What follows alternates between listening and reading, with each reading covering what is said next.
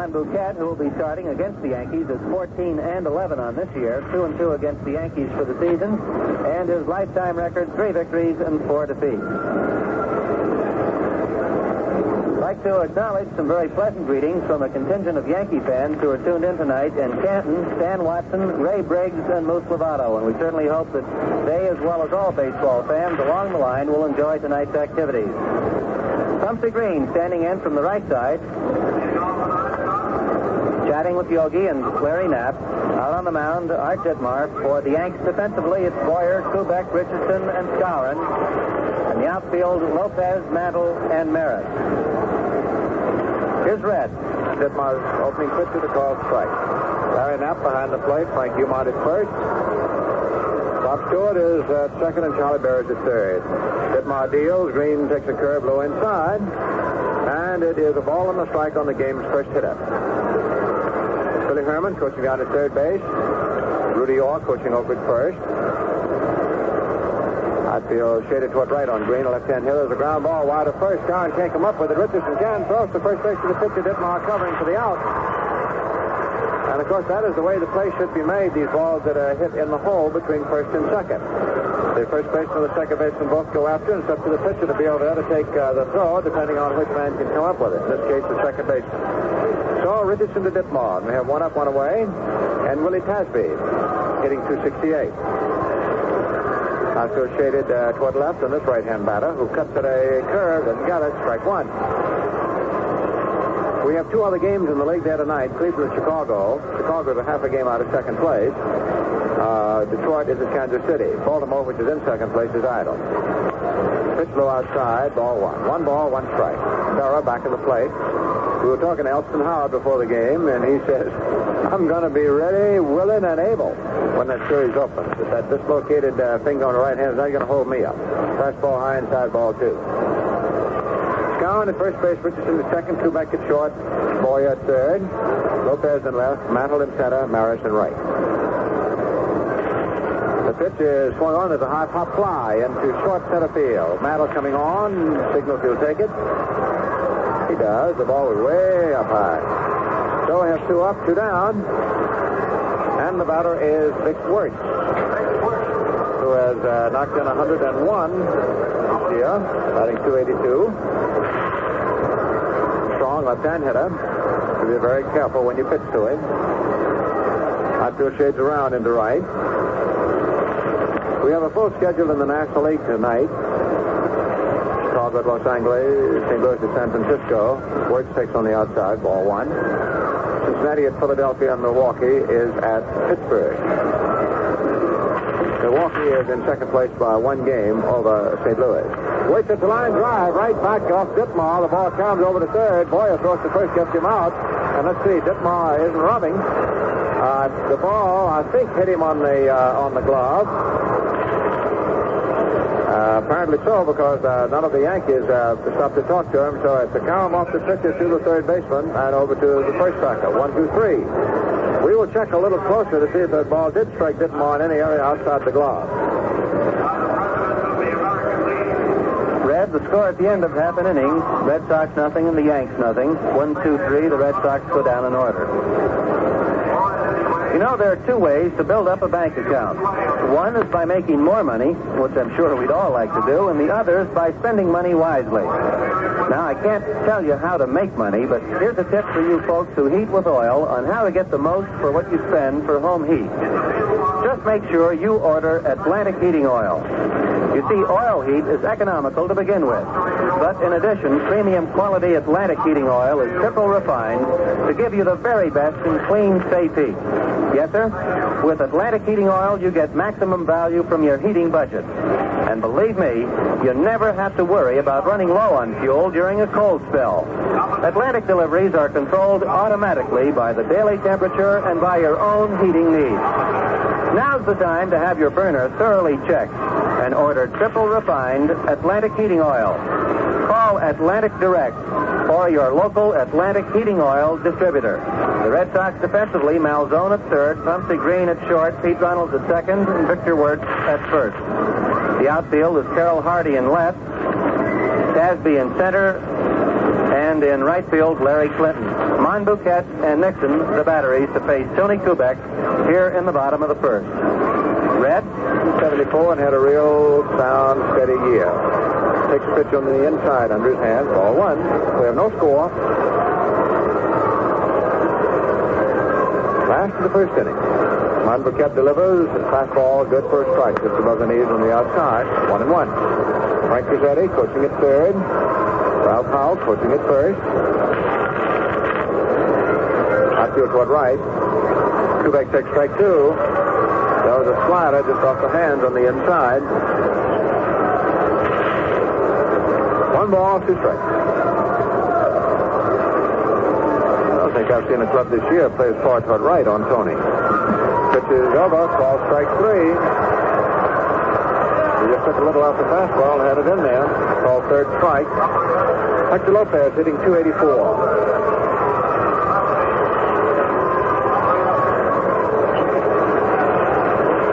Nixon goes out to the mound, checking something with Monbouquet, the pitcher.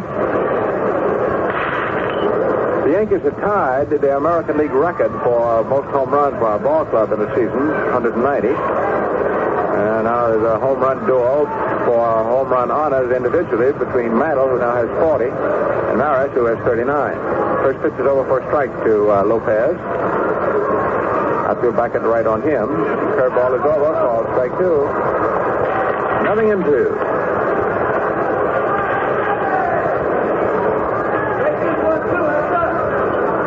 No balls, 2 strikes.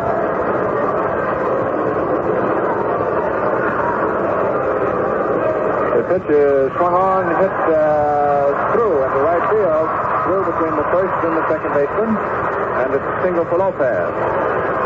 He is the 5th batter of the ball game and the first one to get off.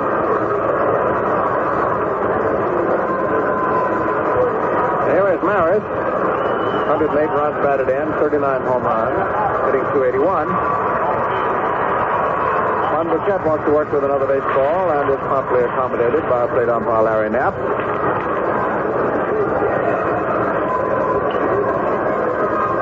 This is the beginning of the final series of the pennant race. There's a curveball over for a strike. Throw to first from the catcher, not in time.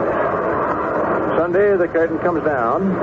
And then, of course, goes up on the Fall Classic, the World Series, which will open in Pittsburgh Wednesday. Wednesday and Thursday in Pittsburgh, back here at the stadium, Saturday and Sunday, then Monday if necessary, and then back to Pittsburgh after a day off if necessary for Game 6 and 7. Pitch on the outside, ball 1. A ball and a strike. Went out, Lopez at first, the infield double play left, the outfield well around toward right on Roger. No score. Monbouquet, who was pitching quickly now with the runner at first, is being delivered. Sets delivers, let up, high outside, ball 2. 2 balls, 1 strike.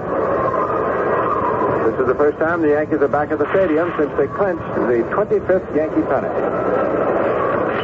They clinched it at Boston, then went down to 3 games at Washington, and they kept right on rolling. They won 12 in a line. Monbouquet comes to his set position, delivers a change of pace, which is swung on, hit high into right center field, where center fielder Tasby is waiting. Makes the catch for out number 2. There's Mickey Mantle. He took over the home run lead down at Washington with 40. Got it in 93, hitting .276.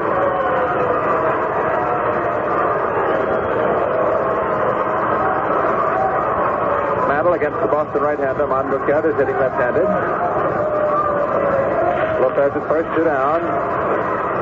A strike on the outside. Waist high, strike 1. Outfield is way back and pulled around to right. Ted Williams is not for the Red Sox, as you know. After the last game at Boston with Baltimore, in which he hit a home run his last at-bat, he quit. Strike 1 pitch, low inside, ball 1. Ted had announced after the Sunday ball game at Boston that this would be his last season. And then just suddenly, when he went to the clubhouse after the ball game 2 days ago, he said, well, this is it now. 1 pitch is strike 2. He hit the outside above the knees. He is keeping the ball away from Mickey. Mantle is visiting with Knapp because Mickey has thought most of these strikes were outside. Knapp has said, well, you're so far back there, boy, you better come close and take a look. All right, 1-2. Pitch is swung on and fouled back. You know, the fastball again on the outside. The same spot he had hit for the 2 called strikes. 1-2. They simply do not want Mickey pulling. Particularly as a left-hand batter here at the stadium. The right-hander delivers, and Mickey swings and foul tips it. Went after a curveball. Nixon was unable to hold it. 1 ball, 2 strikes. 2 men out. Lopez with a single. The game's only hit at first base. Wirtz holding the bag against him to cut down on his lead.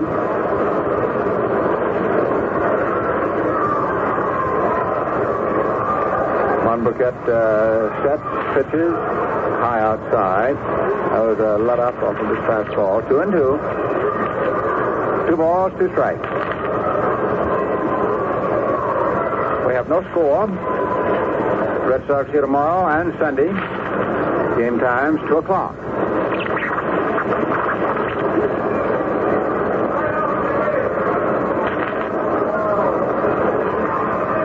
The 2-2 pitch is swung on and missed. He's throwing a flatter right down in there and fanned him. And 2 strikeouts to Monbouquet. And in the first inning, no runs, 1 hit, 1 left. Totals at the end of an inning. Nothing across for Boston. No runs, 1 hit, no errors for New York. Even though Mickey did strike out here, swinging in the bottom of the first, it was he who, with his 40th home run on Wednesday night in Washington, tied the American League home run record, which was set by the Yankees for 190 in one season. And the Mick and Roger Maris have themselves quite a struggle along with Jim Lemon in going down to the wire with his home run hitting honors. Mickey has 40, Maris has 39, and Jim Lemon has 38. In case any of you are wondering, the Major League mark is 221 home runs in a single season set by the Giants, who tied a record that was set by Cincinnati. On the scoreboard, Cleveland at Chicago will be a night game. Detroit at Kansas City. Washington and Baltimore are not scheduled tonight. In the National League, Cincinnati with O'Toole going against Philadelphia's Buzzard, about set to get underway down in Philadelphia. Milwaukee's at Pittsburgh, Chicago at Los Angeles, and St. Louis at San Francisco. Here in the top of the second, Russ Nixon, Frank Malzone, and Pete Reynolds set to face the right-handed slants of Art Ditmar. Red.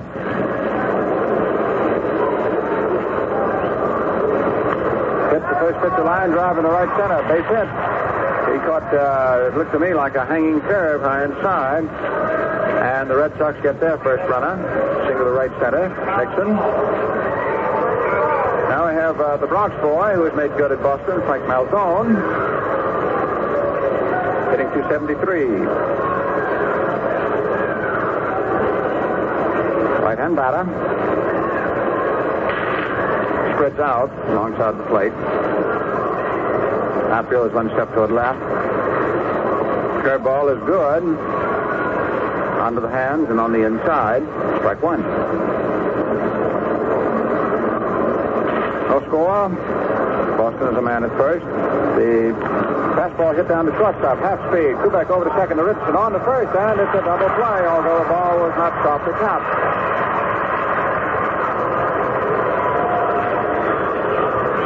That is double play number 157 this year for the Yankees. 6-4-3.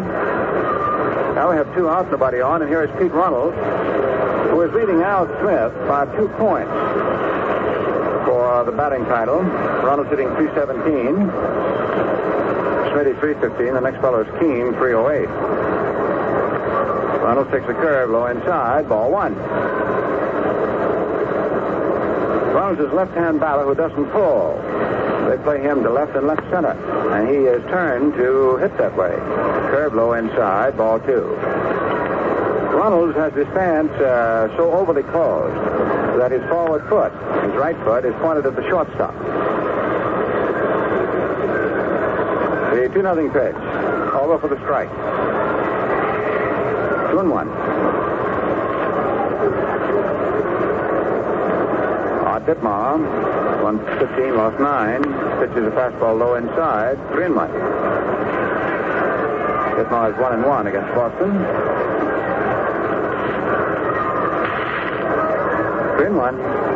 Right-hander delivers, and Ronald swinging lines the ball over third into left field. Boyer went up and almost got to it, but the ball went off of the fingertips of his glove, and it is a base hit for Runnels. And of course, boy, he is treasuring these things. This is his third run for a batting championship. A couple of years ago, he got in a squeeze, and the last day of the season, his teammate, Ted Williams, beat him out. All right, so Pete is on. That hit is worth 1 or 2 points. We'll have to check it with another Pete. Pete Count, a statistician. And here is Carroll Hardy, right-hand batter, taking a high inside curve for ball 1. Hardy hitting .229. Came up with Cleveland, was dealt to Boston. Played football at Colorado. Swings and it's a high pop-up. It's a right on the foul line, back of third, and Boyer makes the catch one step in foul ground for the third out. So we have no runs, 2 hits. 1 man left, double play, broke the back of it. And the score at the end of an inning and a half. The Red Sox nothing, and the Yankees nothing. You know, friends, we still have a lot of warm weather ahead of us, Indian summer and whatnot, and it's a good time to get out and go places and have a lot of fun.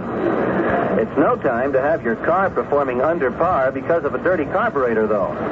And that's one good reason to use Atlantic Imperial, the gasoline that cleans your carburetor as you drive. You see, Atlantic Imperial loosens, dissolves, and gradually washes away hard, crusty deposits that form inside the carburetor wall under normal driving conditions. Now, these deposits can cause frequent stalling, rough idling, and gasoline waste. And what's more, Atlantic Imperial's protective action keeps deposits from forming again. Today, more and more people are using Atlantic Imperial in their cars. It's the gasoline that cleans your carburetor as you drive and keeps it clean. Bottom of the second, no score here at the stadium. Red Sox and the Yankees. It'll be Lawrence, Peter Berra, to be followed by Bill Skowron and Clete Boyer. Skowron leading the team at 306. Lopez is 284. The outfield around toward right on Yogi. Here's Red. Right-hander Monbouquet delivers, and Yogi hits a looper back of third base. It is caught by Malzone.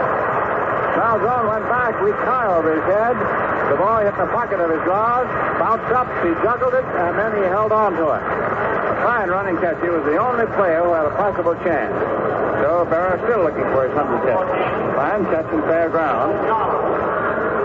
And now we have the Moose. Down hitting 306. Knocked in 90. Picks a curve, low outside. Ball 1. That base hit for Ronald just now was good for 2 points. He's now hitting 319. Scott hits a high foul back out of play. So Ronald at the moment is leading his nearest competitor, Al Smith of Chicago, by 4 points. Because while Chicago is playing tonight, they haven't started. The difference in time out in the Midwest. Monbouquet deals, and it is low inside. Ball 2. 2-1. 2 balls, 1 strike. 1 out. Curve over. Ball strike 2. Slow curve over above the knees. 2-2. Skowron has the highest batting percentage of any of the Yankees, 306. Swings and hits the ball to right center field. There's Sutton going over. He can't get it. And it's bouncing off the auxiliary scoreboard. Skowron comes out of second base and holds on with a double. And he's going to cook a pack full of those doubles this year. That's his 34. So Skowron doubles to right center. He creamed it. have Cleveland Boyer. Casey rested him for a few days. Boyer responded when he got back in down in the last game. Washington with a home run. He's hitting .242.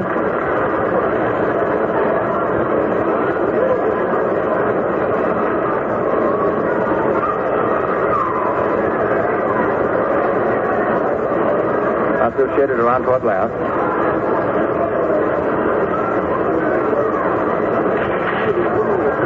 Down the second, one out, no score. Boyer hits down the left field corner.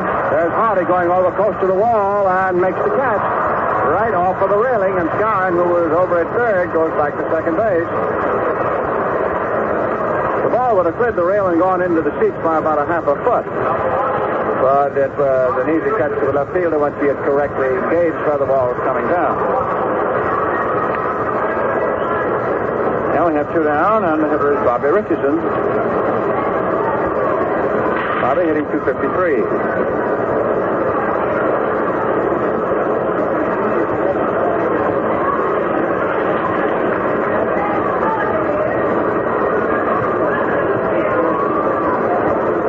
Monbouquet steps off the rubber, slips his cap. A little muggy shot there on the field. Air is quite still down on the playing field. Richardson gets tired of waiting and backs out.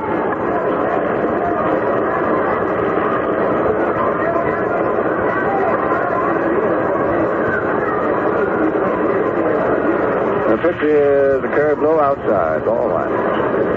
Right-handed pitcher, Bill Monbouquet. M-O-N-B-O-U-Q-U-E-T-E.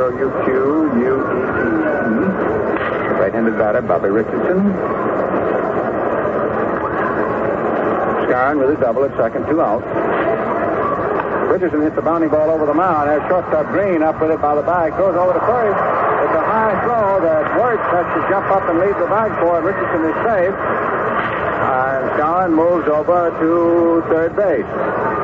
While the first baseman was up in the air after the ball, Richardson hits the bag. And we're waiting now for the verdict of the official scorer, whether it is a base hit or an error on the throw.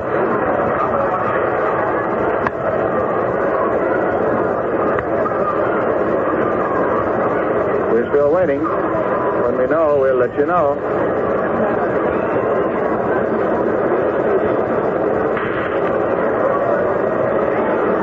Now we have the pitcher, Art Ditmar.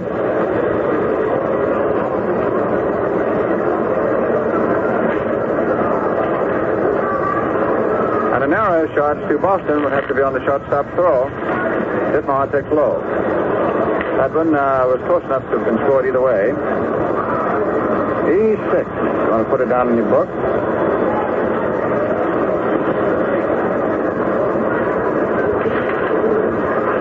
Ditmar, good hitting pitcher. Swings and fouls the ball out of play alongside right. Art has 11 hits for 68 at-bats.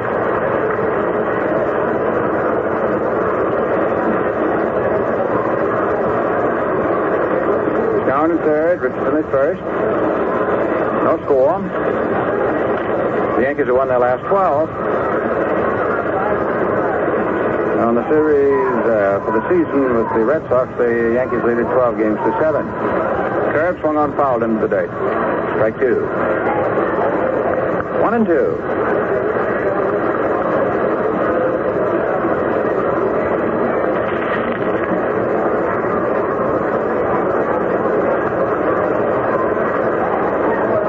Three men have scouted the Pirates for the Yankees at the stadium tonight. They have done their work. Bill Skip, Johnny Noon, Mayo Smith. 1-2 pitch. Curve, swung on and missed. Strike 3. So that is all for the bid. Third strikeout for Monbouquet. No runs, 1 hit, 2 left, 1 error. Totals at the end of 2. 0-2-1 for Boston, 0-2-0 for New York. Well, it won't be too long, friends, before the cool weather and the winter and the snow will be upon us. But right now is the time to have your burner checked and order triple refined Atlantic heating oil. Convenient budget plans can be worked out if you wish. And to get all the particulars, just call the Atlantic Refining Company or your local Atlantic heating oil distributor. The Braves and the Pirates about set to get underway at Forbes Field in Pittsburgh. It'll be Vernon Law, who Danny Murtaugh has selected to be his opening game pitcher in the 1960 World Series, going against Milwaukee's Bob Buell. Of course, a lot of talk here in New York in line with the upcoming series, which starts in Pittsburgh next week, Wednesday and Thursday, and then the 3 games here at the stadium over what will probably be a long weekend for many people, Saturday, Sunday, and Monday. Monday's game, if necessary, of course, and then the 2 optional games, Wednesday and Thursday in Pittsburgh, if necessary. Not too big a crowd on hand here at the stadium. As we move to the top of the third, Larry Clinton, Bill Monbouquet, then to the top of the order, and Pumpsy Green. Red? Outfield straight away. Ditmar delivers, and Clinton swings, lines the ball down the left field line. It is a foul ball. Just hits into the stands. 0-1.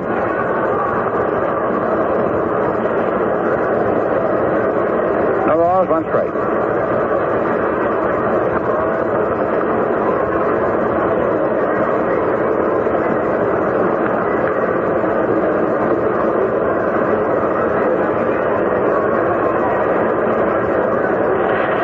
Back at business. Slow curve inside. Ball 1. 1-1. No score if you just joined us. Tall right-handed delivers a curve, grounded down to short. Kubek charges, grabs, throws into the dirt, and Skowron scoops it for the out. So Clinton is retired. Now we have Monbouquet. 6-61.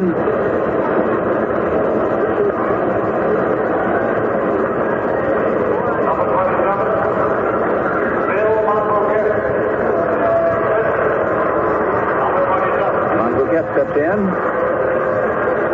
1 out, nobody on, no score. Ditmar gunning for win number 16. This will be his last chance to get it. Mr. Stengel is now in the tuning up business. Curve on the outside, ball 1. This figures to be Ditmar's last work before the series. Pitch. 1 on. There is a ground ball shot for the short. Kubek up with it after going over to his left. Makes the play to first in time. Then we have 2 out. Both of them short to first. Kubek to Skowron. And now Pumpsy Green will start the go-round for the second time. He was out opening the ball game. Second base ripped into the pitcher who covered Ditmar.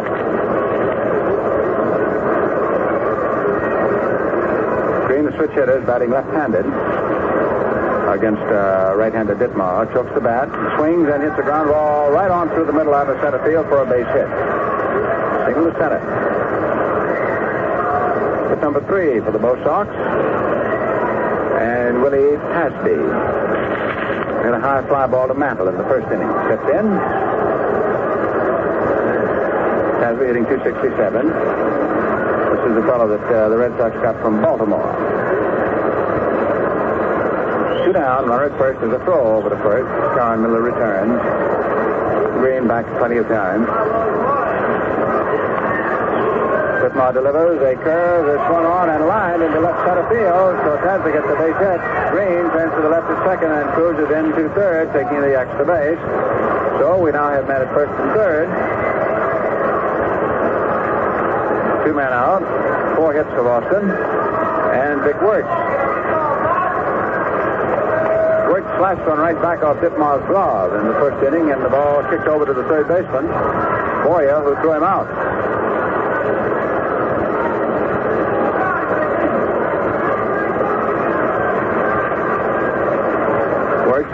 Left-hand batter, slightly open stand, swings, and there's a bounce ball off of Ditmar's glove, and it is going for a base hit. Green has scored, and runners are first and second. A high bounding ball that Ditmar jumped for and deflected to the spot that the third baseman had vacated, and the ball just rolled dead in that area, and it is the third straight single. The Red Sox now have 1 in the bank. They lead 1-0. for Wirtz, who is having quite a good year for himself. This is his 102nd RBI. Now we have Nixon, who got the first Red Sox single, second inning.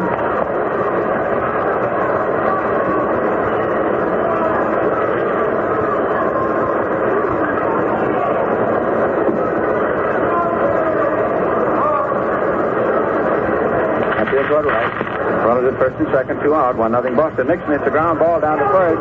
Down up with it. Tosses to Ditmar, who covers for the third out. So that settles that. He hit that one out of his fifth. 1 run on 3 hits.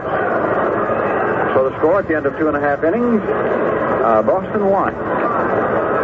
New York, nothing. Well, I bet you've heard it said many times before that the best things in life are free. Like the sun and the moon and the stars. Why, even love and constructive criticism, just to name a few. But how about the family car? Not free, but certainly one of life's best things. A car is a special joy, particularly when it's performing well. How about yours? Lots of little things can throw it off, like a weak spark plug or a dirty carburetor. Yes, sir, dirt gets in your carburetor. Exhaust fumes and other air particles can escape your air cleaner and collect as deposits along the carburetor wall, causing an improper mixture of air and gasoline. Stalling and rough idling and gasoline waste are common results. But this problem doesn't have to affect the performance of your car. Today, Atlantic Imperial gasoline actually cleans your carburetor as you drive and keeps it clean. Feel your engine could run a little smoother? Well, use Atlantic Imperial gasoline. It could be the answer. Here in the bottom of the third, to face Monbouquet, who has installed himself with a 1-0 lead, are Tony Kubek, Hector Lopez, and Roger Maris. Yankees with their 12-game winning streak on the line. No scores as yet on the big scoreboard here at the stadium. Red? Pitch is curve, swung on, hit to right field. It is a home run. Well up in the lower right field seat. A 1-1 ball game. The Yankees set a new Yankee record and a new American League record for team home runs, 191.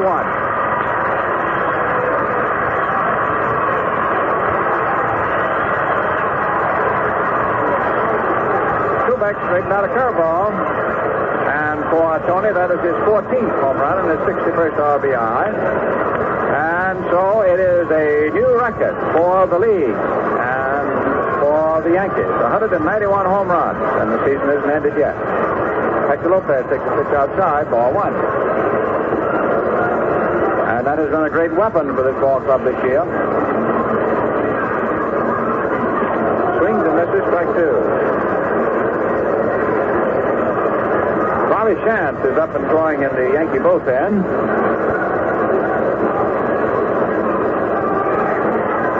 Pitch, curve outside. Ball 2. 2-1.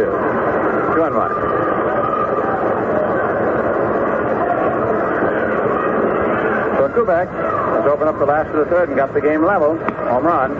Lopez swings at a breaker, low outside. 2-2.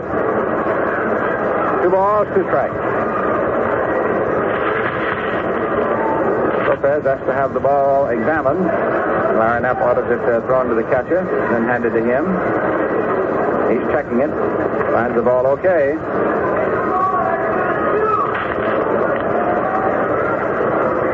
All right, Lopez and this overly closed crouch stance of his. Swing to the curve, strike 3.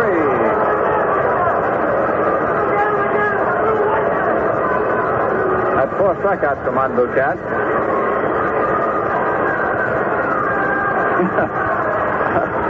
I got a bang out of a fan back here. After Lopez struck out, he hollered, "Look at it again, Hector." It's a little right there.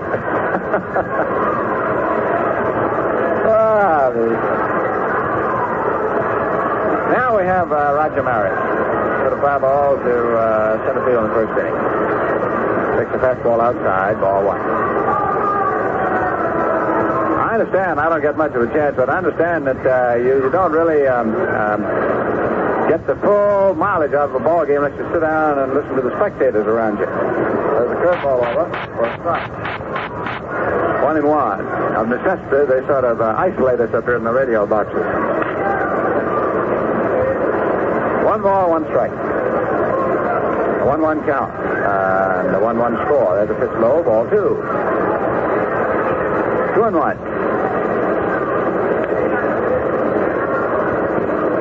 One out, nobody on. Last of the third. Red Sox here tomorrow and Sunday. Then the World Series. The 2-1 pitch. Merrick swings the line drive right to work to first. Ooh, he hit that. Almost took the glove off Work.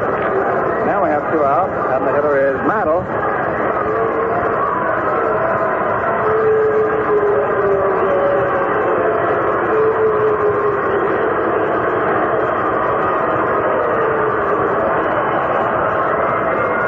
Out the first inning. He's a home run leader now with 40. 1-1 ball game. The outfield deep around fourth right. Mickey swings. Boy, he was going for 41. Unlucky to pull the string.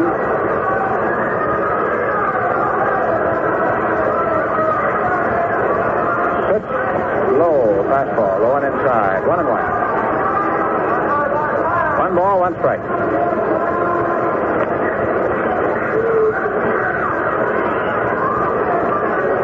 Swinging from the end. Cuts as a ground ball down to second base. Not too sharp to hit. Runners up with it over to first, and Mickey is out. That's it. Quebec's home run. We set a new American League mark for the most home runs by a ball club in a year, 191. Mark previous was held by the Yankees. 1 run, 1 hit. End of 3 innings.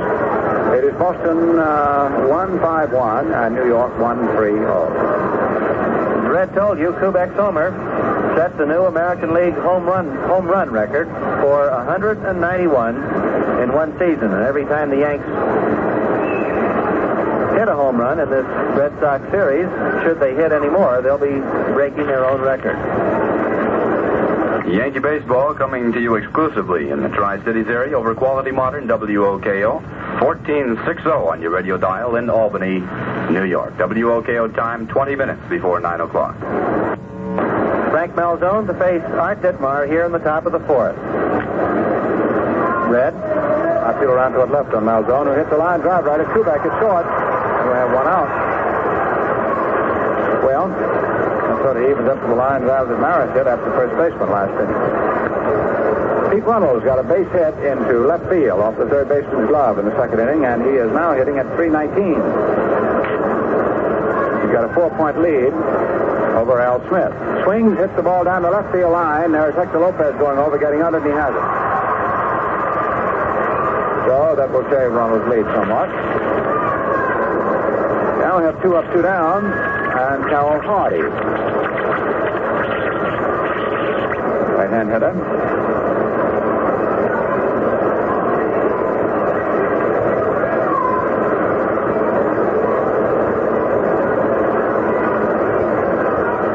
Ditmar deals, and Hardy takes high outside slider. Ball 1. 2 out. Nobody on. Right-hander pitches a curve wide to right-hand hitter. Ball 2.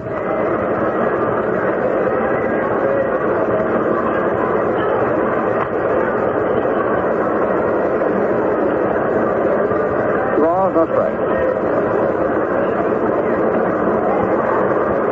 Pitches go outside. Ball 3. I think the attendance tonight will put the Yankees just over the 1,600,000 mark at home paid for the year. There's a call strike. 3-1.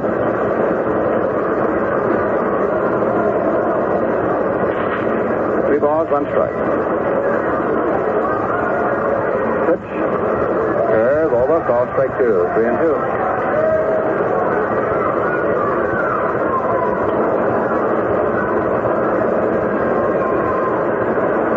Stepped in.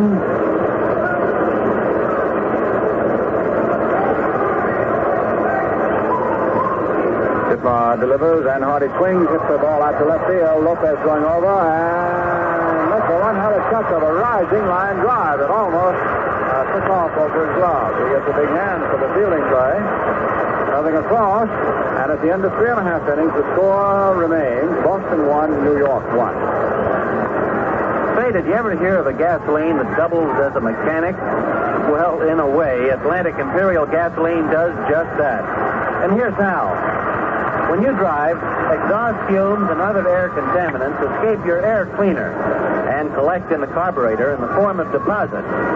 Even a small amount of deposits can cause an improper mixture of air and gasoline. And when this happens, stalling, rough idling, and actual gasoline waste result. Now, one way to handle a dirty carburetor is to get under the hood and clean it manually. But why go to all that trouble and expense when Atlantic Imperial does the job for you without even raising the hood? Atlantic Imperial actually cleans your carburetor as you drive and keeps it clean. And with a clean carburetor, you get proper mixture of gasoline and air. You'll enjoy smooth engine performance, greater gasoline economy. So give it a try, won't you? Use new Atlantic Imperial gasoline to keep your car on the go.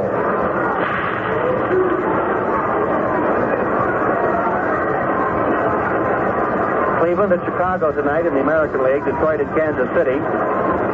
Washington and Baltimore not scheduled. Cincinnati at Philadelphia, 1-1 at the end of 2. Milwaukee at Pittsburgh. Buell against Law. And Chicago at Los Angeles. St. Louis at San Francisco to start later on.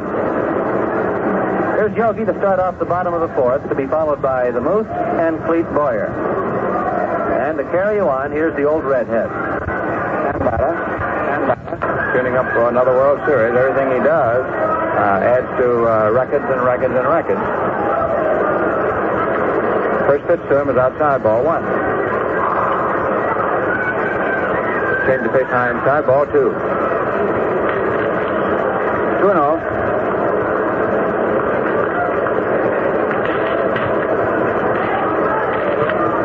The ground ball hit to the right side. Second baseman Ronald's up with it despite a last-minute bad bounce. Throws over to first, and Yogi's out. One away, last of the fourth. There's Skowron, who doubled.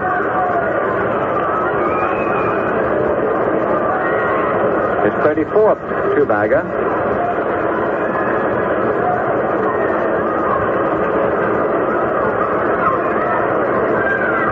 Bouquet takes the sign from Russ Nixon, his catcher, delivers, and Skowron swinging fouls it into the first base stand. Strike 1.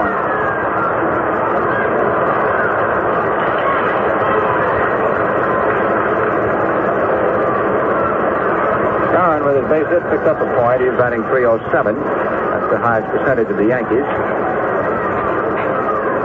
Curve swung on, and the Moose picks up another point. A short line drive into left field, deep in the corner. Skowron around first base. The ball is retrieved by Hardy. It's a long single for Skowron to give him 2 for 2. Boyer's half of the Yankee total of 4. And here's Boyer with long fly ball was caught against the left field barrier. Second inning by Hardy. 1-1 tie. Down at first, 1 out.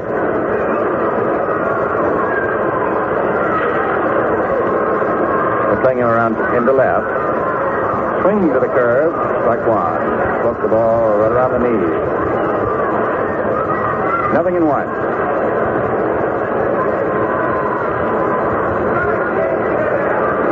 John first, 1 down. Pitch. Fastball low outside, 1-1. Bouquet is really perspiring out there tonight. You can see that his uniform blouse is wringing wet. He repeatedly takes his cap off, mops the sweat off of his forehead.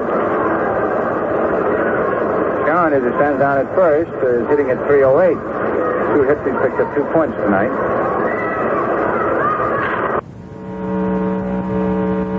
1-1. 1-1 ball game. Curve is over. Call strike 2. Slow curve.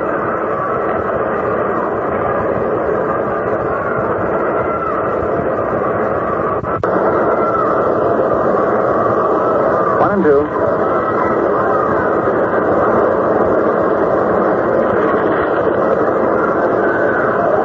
Fastball just misses outside. Nixon grabbed the ball as though he was going to fire down to third base, following a third strike. Turned and looked inquiringly at Knapp, and Knapp shook his head. No. That's it. All right, 2-2.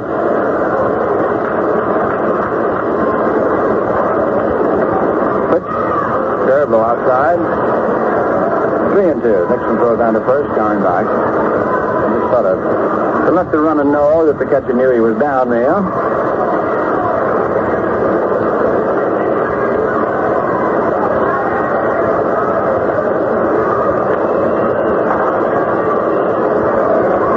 Balls, 2 strikes.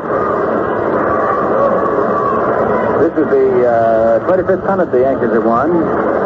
The 10th in 12 years won by Casey. Ties McGraw for the most pennants that any manager in the history of the game ever won.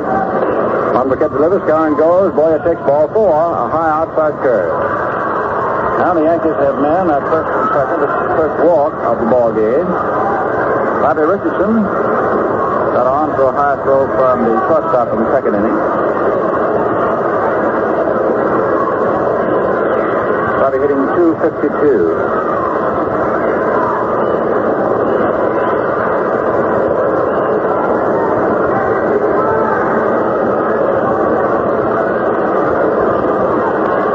Monbouquet checks the runner at second. Scarron, he's the lead man. Sign. Son Nixon takes him more time to get the sign to run in second because the sign is more complicated. Pitch, high fastball, ball 1.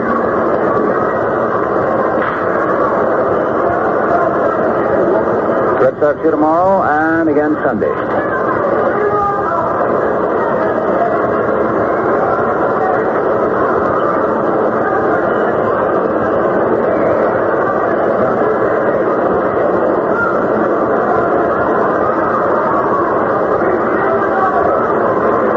Right-hander delivers a curveball, good for a strike. 1-1.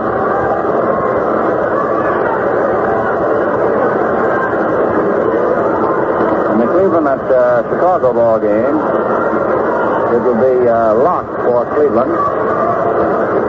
Chicago will be fifth. White Sox are in third place, a half a game back of Baltimore. The Orioles not scheduled for this last day in September. All right, 1-1 tie here at the stadium. Pitch to Richardson is swung on. A ground ball hit to the right side. Reynolds is up with it. Throws to first, and he gets Richardson, and we have 2 men out, and the 2 runners each advance 90 feet. The second baseman to the first baseman. Boyer moving over to second base. Scarron legging it over to third. And the pitcher's position, Ditmar, is due. So far, it has not come out. At the moment, there's a delay. Let us see what it means. Hold the phone.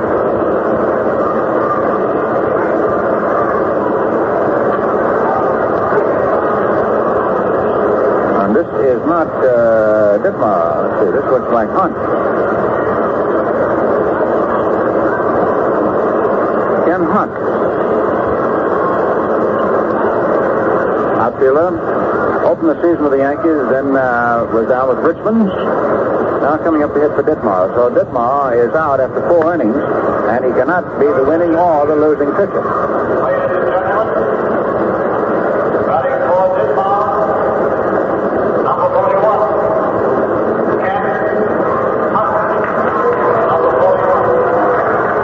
That is the right-hand batter. 2 men are out.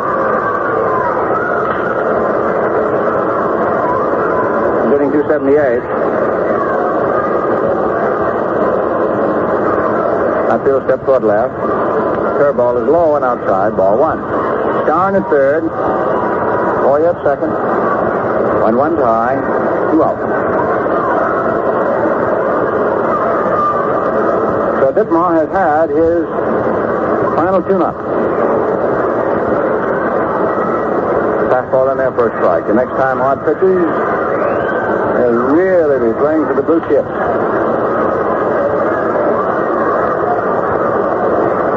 1-1. Curve, low outside, ball 2. 2-1. 2 balls, 1 strike.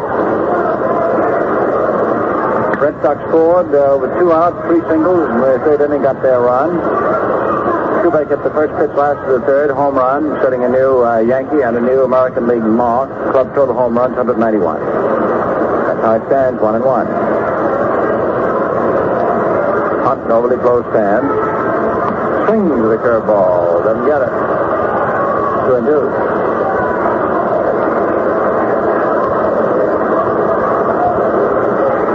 Balls, 2 strikes.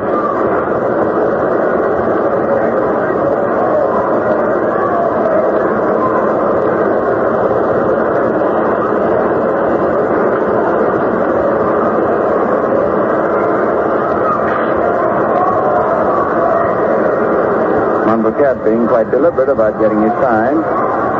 And now when he starts pumping, Hunt steps out and plate umpire Knapp calls time. Now Hunt gets in. In case you're wondering about when is the hitter ready, when is the pitcher ready, etc., etc., it's up to the umpire to see that both contestants are ready. That's the way it is today. When baseball started out, the hitter was on his own. The 2-2 pitch, swung and missed. Strike 3.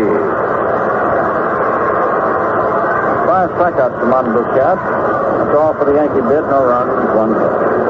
Well, Phil Rizzuto is coming over from the TV side, and he'll take you the rest of the way play-by-play radio, and I'm going to switch with him. And the score at the end of 4 is Boston 1 and New York 1.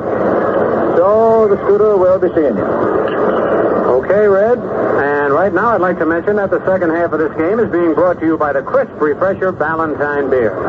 You know, Ballantine is a light beer with true lager flavor, and that's what makes it the Crisp Refresher. Right now, while the Yankees are changing pitches, let's pause for station identification. At 1460 on your radio dial, this is Quality Modern, WOKO in Albany, New York. WOKO time 4 minutes before 9 o'clock.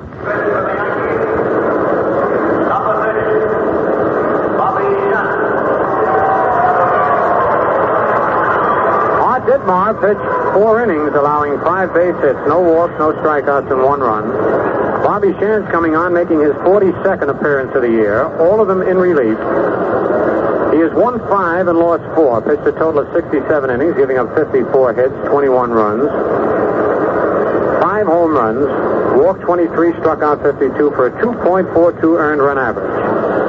Only Bill Stafford is ahead of Bobby Shands in earned run average, and Stafford has been in only 10 ball games. So Shands has done a tremendous job for the Yankees. And you kind of shudder when you think back of spring training. The Yankees were just about ready to unload little Bobby. He was really trade bait at that time. His arm wasn't feeling well. And he was really a sad case. He was worried. Fortunately, everything turned out all right. I know the Yankees are happy to have had Shands around all year. Bobby will be pitching to Lou Clinton, Bill Monbouquet, and Pumpsy Green here in the top of the 5th. This ball game tied 1-1. Red Sox scored in the 3rd inning on 3 consecutive singles after 2 were out. The Yankees scored in the 3rd on a home run by Kubek. Clinton in the 3rd inning bounced out to the shortstop.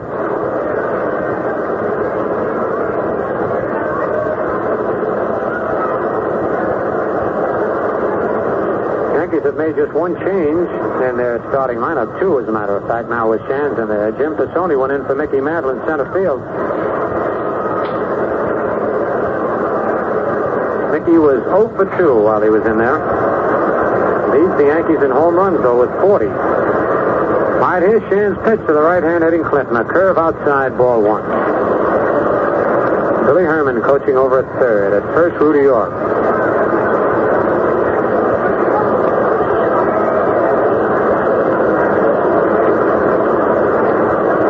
Into the windup. Another curve. This one's over. 1-1. Larry Knapp calling balls and strikes.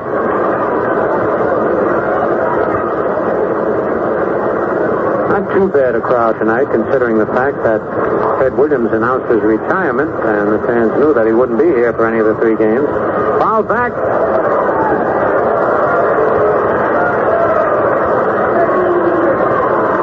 Booted by the Red Sox broadcasters. 1 ball, 2 strikes.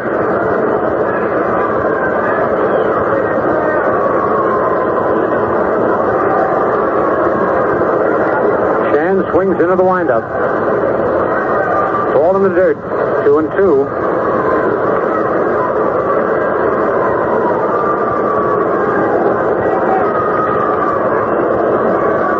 Casey Stengel's starting lineup could have been the starting lineup for the first game of the World Series with the Pirates. The 2-2 pitch. Outside, ball 3. Full count.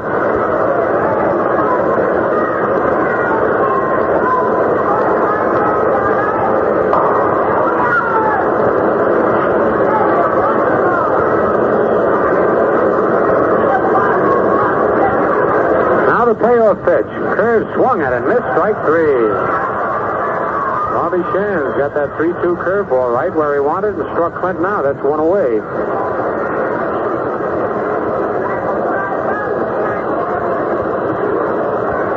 And here comes Bill Monbouquet with a fresh change of uniform. His other one was completely soaked through. Hot, humid night here at Yankee Stadium. Monbouquet bounced out to short in the 3rd inning. 1 out, nobody on. Pumpsy Green on deck. Here's the pitch to Monbouquet. Over, strike call. Bobby has great control of that curveball.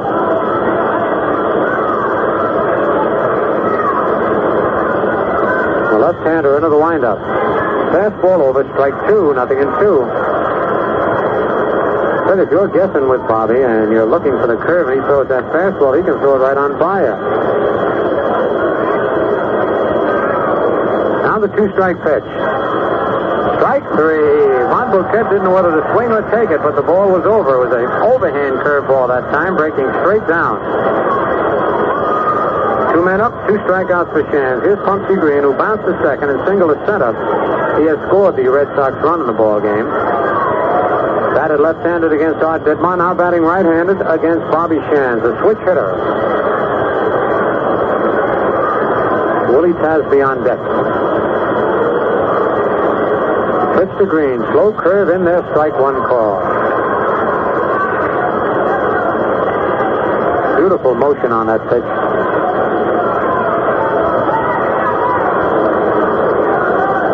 The 1-strike delivery. Curve way outside this time, 1-1.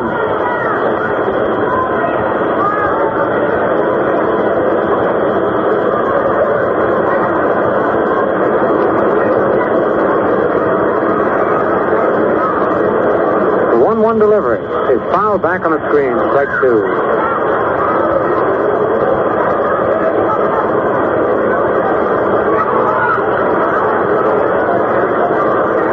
One ball, 2 strikes, 2 out.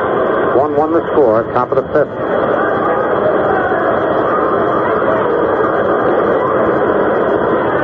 The windup and the pitch is just a little bit low. Ball 2, 2-2.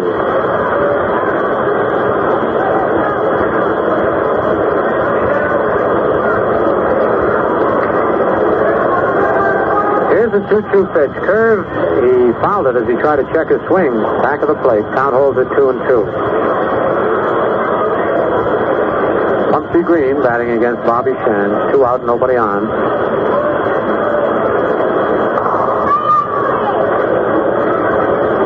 Shands goes back to the rosin bag.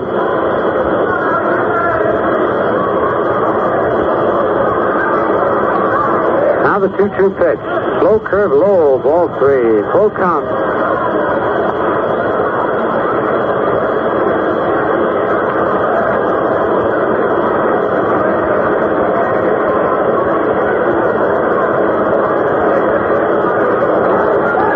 Pitch to Green, curve, low, ball 4. He lost him. There's the first walk given up by a Yankee pitch tonight. Dittmar did not walk anybody in 4 innings. Boquette has walked one man. Willie Tasby fly to center and single to center. Green with a big lead off first. Shan sets. There goes the runner. The ball is popped into short center field. Pizzoni slips. Now he's coming in fast. He can't get it. Drops in for a base hit. And they're waving Green in. The throw is coming into the plate, and he's going to make it. And we'll have to wait and see what they call that. Pizzoni backed up 2 steps, then tried to come in. And then slipped. He could not reach the ball, and then overran the ball as it hit in front of him, and Green scored all the way from first base.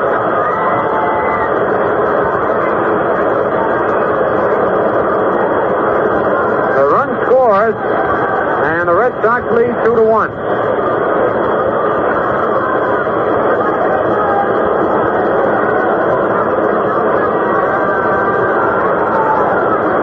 And we'll double check to see if anybody gets an error. There's a ground ball is short. Kubek up with it on one hop. Throws to first in time to get worse.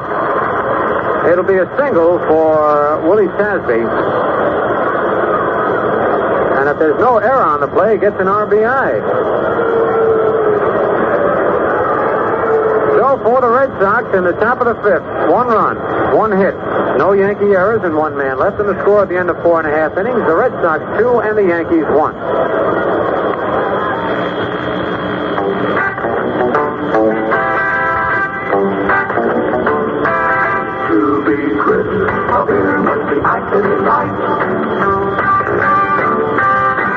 With 2 other flavors precisely right. Lively golden, crystally clear, the crisp refresher. Valentine's beer. Hey, get your cold beer. Hey, get your Valentine. Hey, get your cold beer. Get your ice cold Valentine beer.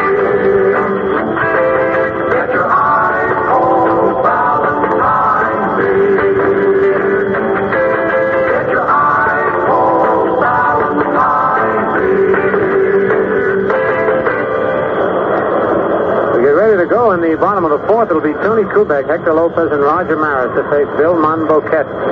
Kubek struck out and homered. Going back to that play, one of the longest, shortest singles we've ever seen hit here at Yankee Stadium. A short fly to center field that scored Pumpsy Green all the way from first. Kubek takes the pitch high, ball 1.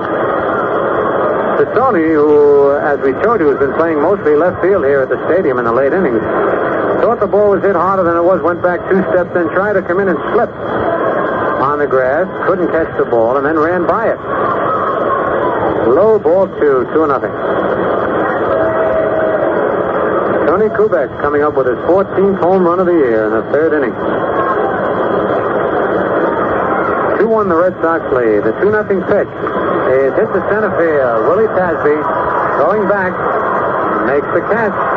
Kubek hit that ball on the nose, but to the deepest part of the playing field here at the stadium. 1 away. Here's Hector Lopez. Single to right and struck out.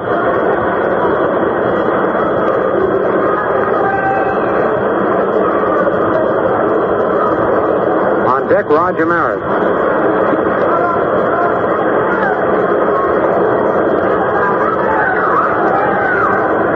Pitch to Lopez is right down the middle. Strike 1 call.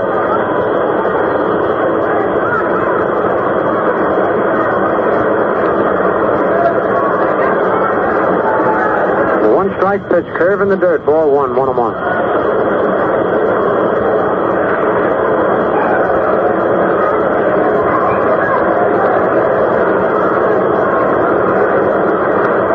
The 1-1 pitch is foul down the right field line, going back out of play in the upper deck.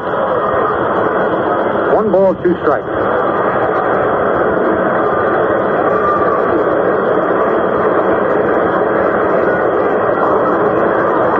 Hector Lopez, who is going to get married after the World Series, reducing the bachelor ranks of the Yankees. There's a line to the right, curving foul into the lower box seat.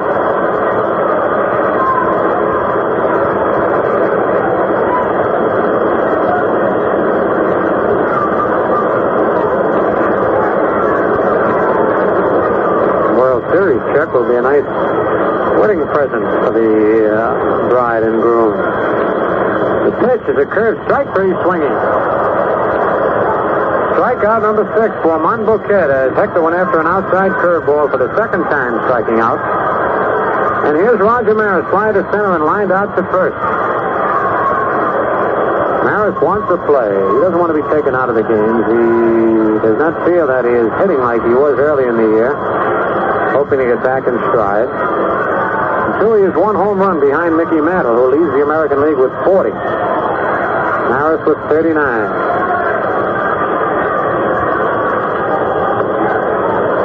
The pitch is outside, ball 1.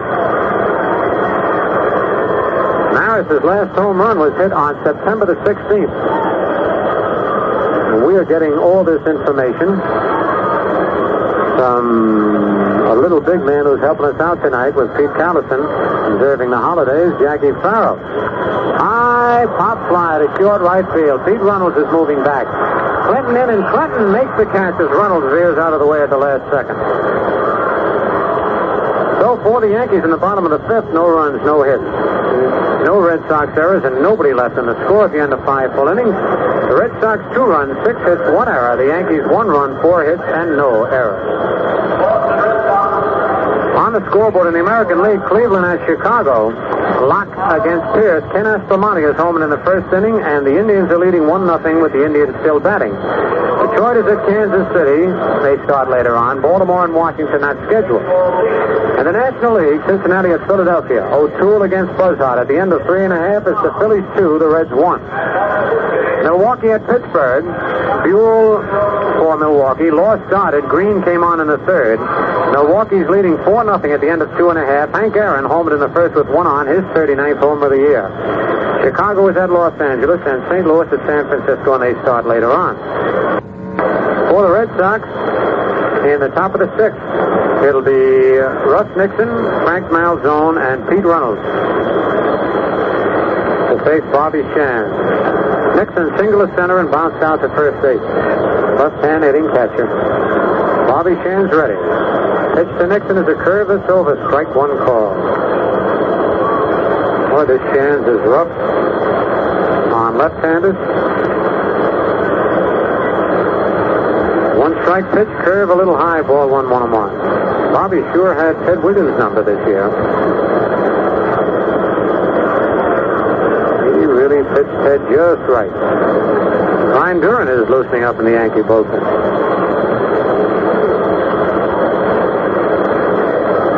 The 1-1 pitch, curved low outside. Ball 2, 2-1. 2-1, the Red Sox lead in the top of the 6th. 2-1 pitch is lined down the left field corner and foul. Just foul. Nixon hit an outside fastball that missed by inches of being a double. It kicked off the fence down the left field line. 2-2 on Nixon. 33 years ago today, Babe Ruth hit his 60th home run. Man, what a memorable day that was. The fans just now seeing it on the big scoreboard out in center field. Here's the 2-2 pitch. Curve hit on the ground, and it's a base hit to right field. Roger Maris up with it, and Nixon's got his second base hit of the night. And the first hit off Bobby Shan. Check that, the second hit off Shan. That's 7 hits for the Red Sox.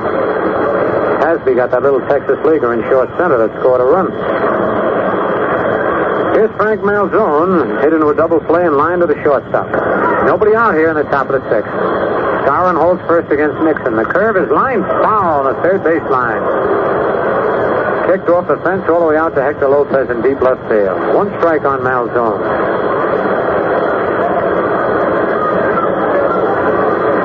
On deck, Pete Runnels.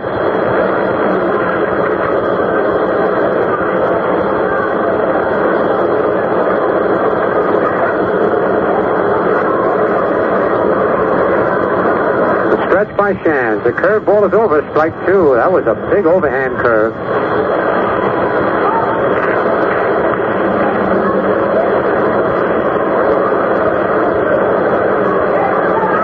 Nothing in 2 on Malzone. curve hit deep to left field. Lopez going way back. And he can't get it. It's off the wall.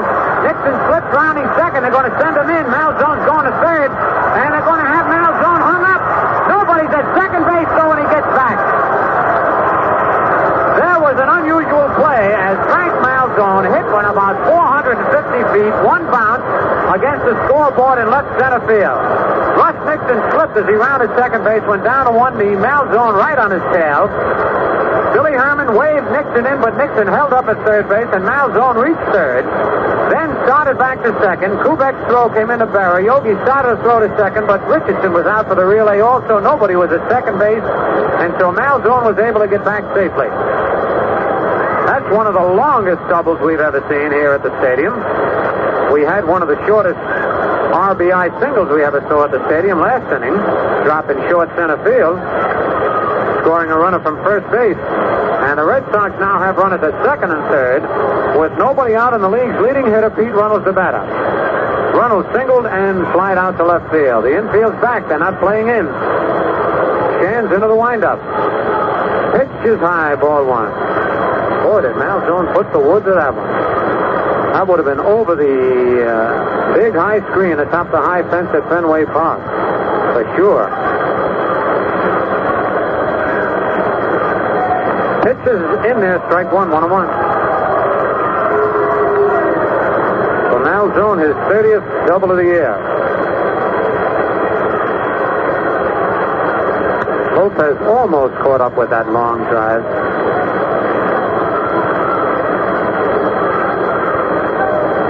One ball, one strike on Runnels. The windup and the curve is a little bit high ball, too. 2-1.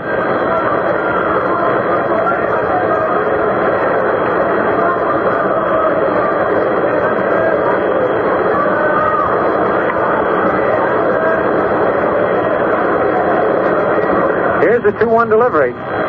It's in there, strike two, a sidearm curveball. Had Pete leaning away from the plate, 2-2.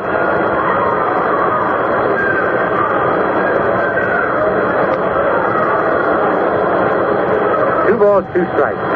Malzone at second, Nixon at third with nobody out. And the Red Sox lead 2-1 in the top of the sixth. The 2-2 pitch inside, almost Pete Runnels. 3-2.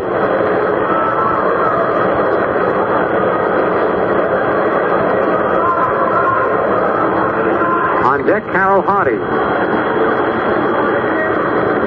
Pete digging in at the plate. Got a lot going for him. Got a chance to win the batting crown this year. Here's the payoff pitch. And it's a base hit up the middle. Here comes Nixon. Here comes Malzone. Pisoni's throw is into second base. And Red Sox lead 4-1. As Pete Runnels rips the single back up the middle. Driving in 2 runs. And giving the Red Sox a 4-1 lead. And that'll tack another point to Runnels' batting average, and Runnels is leaving the game as we've got a runner for him.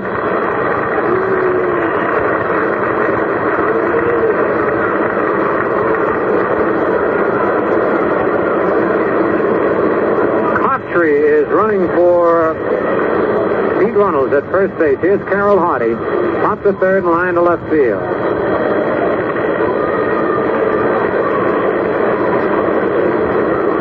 Hardy. Change up is in there. Strike one call.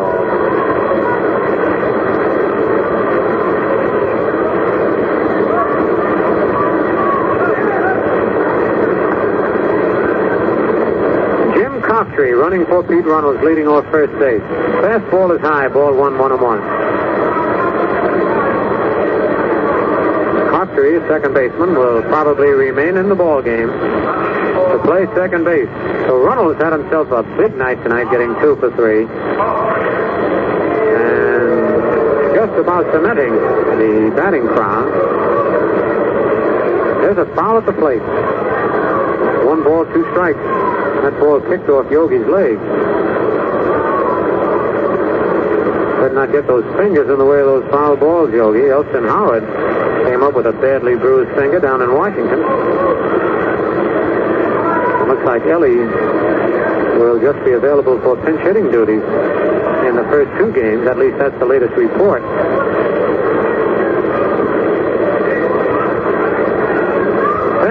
ball is strike three. He tried to check his swing, but he went far enough around. Hardy gives Knapp a little argument. But Larry Knapp said you went far enough around, and that's the fourth. Third strikeout for Shands. Here's Lou Clinton, bounced to short and struck out.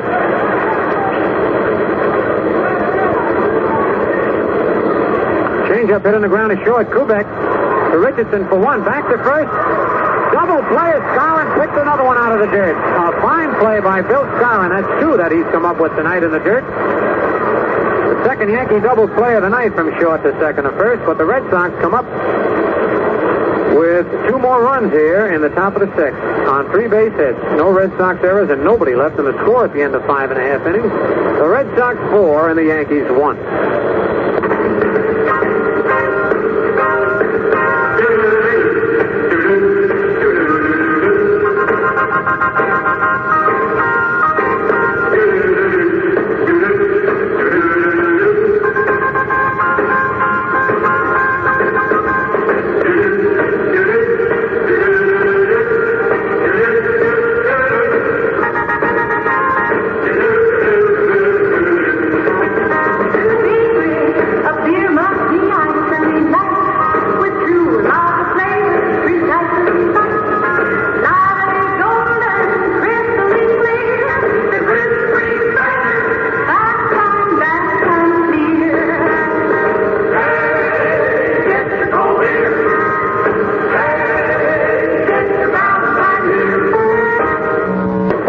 In the bottom of the sixth, Jim Pisoni will be the batter. Pisoni taking Mantle's place in the batting order.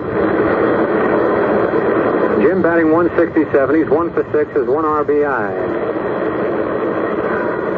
Right-hand hitter.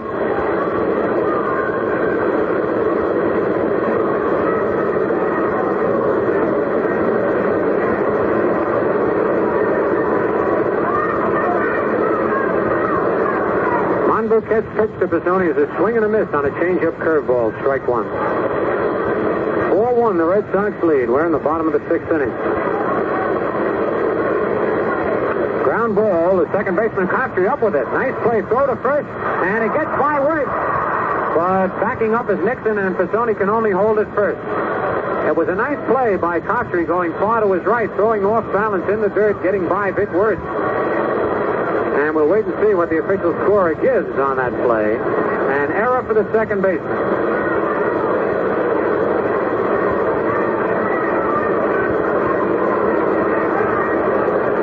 Tough chance for the second baseman. Brings up Yogi Berra, who popped to third and bounced to second base.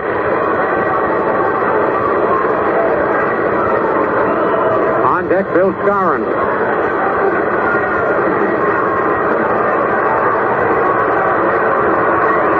Here's a stretch. Pitch to Yogi is a curve over, strike one call.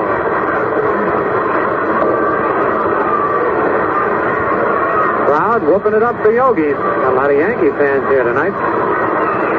Pisoni leads off first. Fastball pops foul in the upper deck, strike two.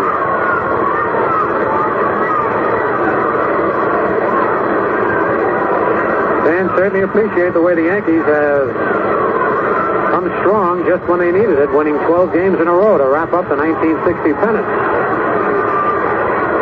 The two-strike pitch. Strike three swinging. Yogi swung at a fastball and didn't get it. And that's something you very seldom see as Monbouquet chalks up his seventh strikeout of the night. Here's the Moose, who's 2 for 2. Double and a single. Skowron now with 34 doubles on the year. One out. Vic Wirtz playing in back of the runner at first base. Here's the stretch. Foul back in the upper deck, strike one.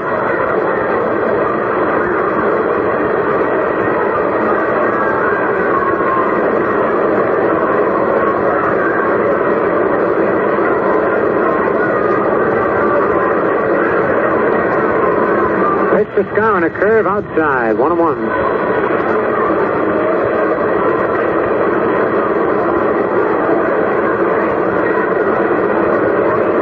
Deck, Clete Boyer. Pisoni leads off first. Drive to deep right, but curving foul and back in the upper deck. Boy, did Moose hit that one. Wasn't fouled by much, way back in the upper deck in right field.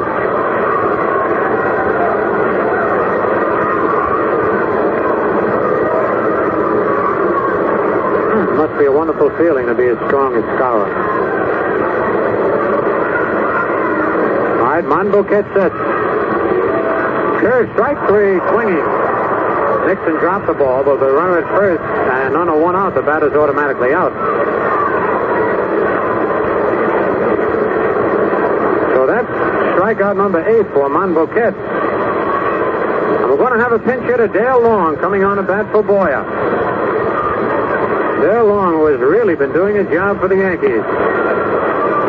Boyer had flied to left and walked. Dale Long is batting .389, 14 for 36. 3 doubles, a triple, 2 homers, and 8 runs batted in.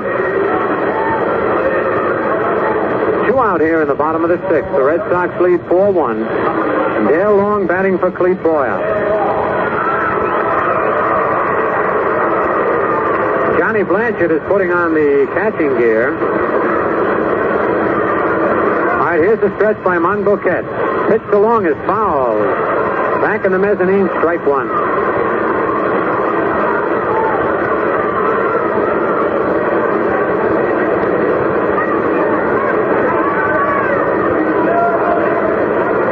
One strike on Long.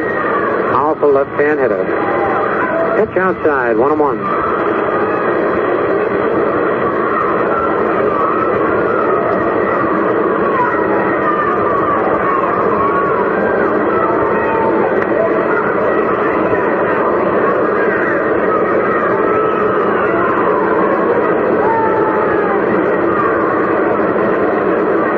Monboquet stretches.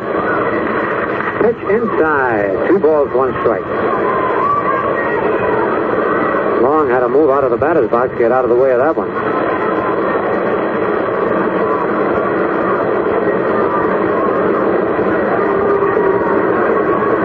Two balls, 1 strike on Long. Here's the stretch. Pitch is line in center field, right on the nose, but right at Willie Tasby. Man, did Long hit that ball on the button. But right at Tasby. For the Yankees, in the bottom of the 6th, no runs, no hits, 1 Red Sox error, and 1 man left. And the score at the end of 6 full innings, the Red Sox 4 and the Yankees 1. And let's pause for station identification. At 1460 on your radio dial, this is Quality Modern, WOKO, in Albany, New York. WOKO time is 9:30. The Yankees have a brand new battery coming on. Ryan Duran will be taking over for Bobby Shantz, and Johnny Blanchard will be behind the plate, taking over for Yogi Berra. A new third baseman, Darren Johnson, takes over for Clete Boyer. Kubek remains at short. Richardson at second. Dale Long is at first base in place of the Moose. Lopez in left, Pizzoni in center, and Roger Maris in right field. While Duran's coming in, we'll take a look at the scoreboard in the American League. At the end of 1 inning, Cleveland won and the White Sox won. Lock against Pierce. Aspromonte homered in the first. Detroit at Kansas City starts later on. Baltimore and Washington not scheduled. The National League, the Phillies 2 and the Reds 1 at the end of 4.5. O'Toole against Buzzhawk.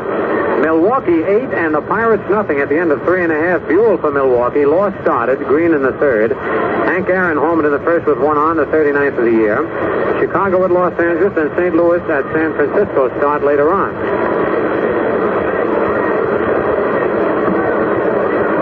So Ryan Duran, who tied a modern Major League record by striking out the first 5 hitters he faced down in Washington in his first starting assignment of the 1960 season, is in there again tonight. Ditmar pitched the first 4 innings, allowing 5 hits and 1 run. Didn't walk anybody or strike anybody out. Bobby Shantz pitched 2 innings, giving up 4 base hits, walked 1, struck out 3, and allowed 3 runs.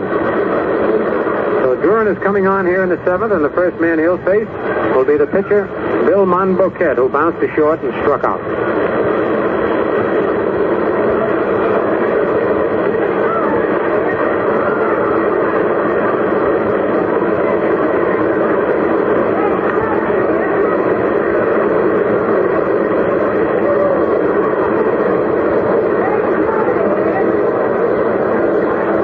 staff checking where the new men are going to bat in the batting order.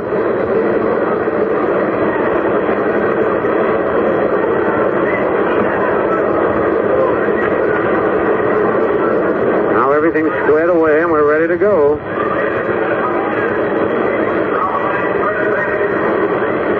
Monbouquet, the batter. Here's Duran into the windup. The pitch, inside, ball one. Boy, that Monbouquet's crowding the plate. Dangerous thing to do with Duran out there.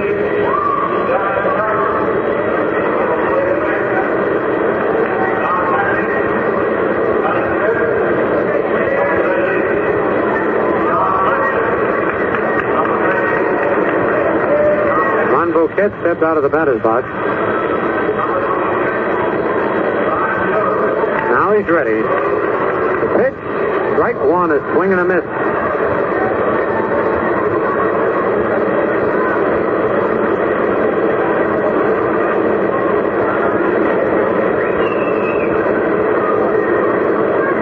One ball, one strike. On deck, Pumpsy Green. Here's the 1-1 pitch. Inside, ball two. 2-1. Yankee outfield playing very shallow on Monbouquet.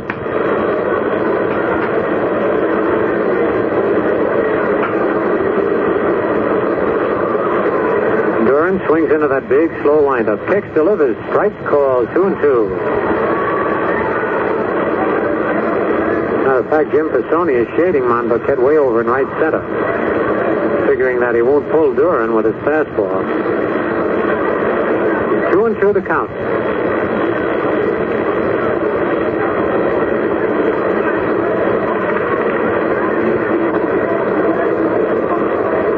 Duran checking the sign from Blanchard. Now swings into the windup. Pitch, strike three, call.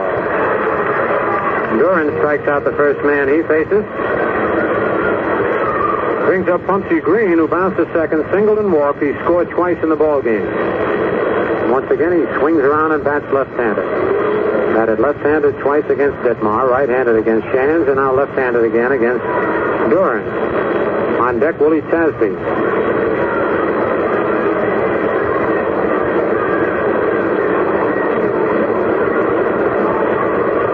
Duran's first pitch to Green is a strike call, a blazing fastball.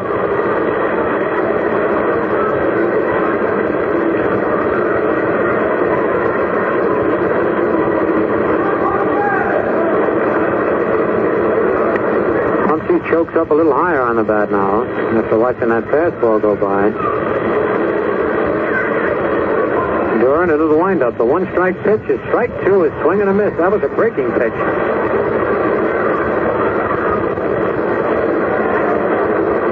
Nothing in two to count.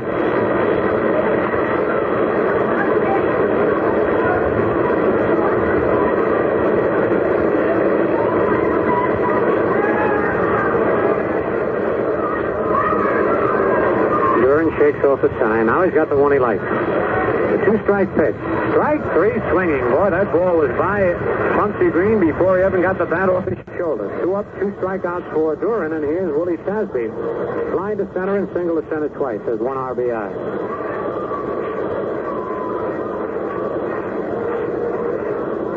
Two out, nobody on. 4-1 the Red Sox lead in the top of the 7th.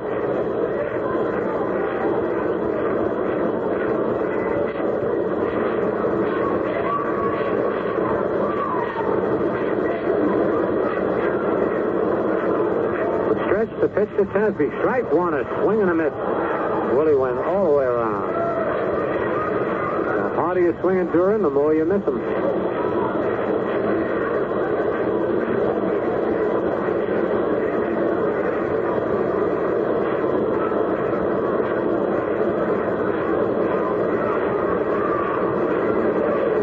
Duran sets. The pitch is high inside. Ball 1-1-1. Duran's pitching from a stretch position. I guess Ryan is so used to working with men on base that he would rather pitch from a stretch position because that's when he usually comes into the ball game. pitched to the first two men with a full windup. Now he's pitching to Willie Tasby as though there were a runner at first base. Stretches. The pitch. Foul coming back and out of play.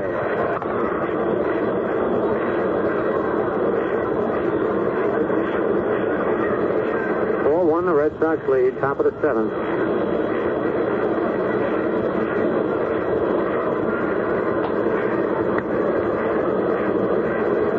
Wind is starting to whip up.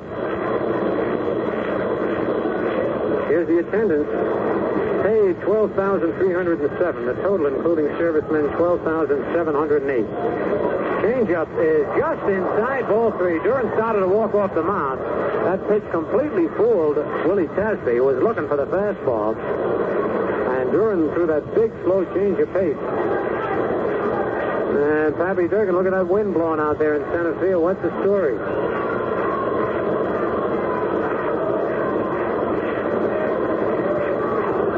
I heard Charlie Berry say that they expected rain about 9:30 tonight. Pitch, strike three, swinging at him on a high fastball. Duran strikes out the side. Here in the top of the seventh, nothing across. And the score at the end of 6.5 innings, the Red Sox 4 and the Yankees 1. Nice job of pitching by Big Ryan Duran. Say, on the way out to the ballpark tonight, I picked up a newspaper, and there's a big advertisement for Ballantine beer in it that you probably have already seen. The one that says more than 5 million times a day, someone enjoys a glass of Ballantine beer.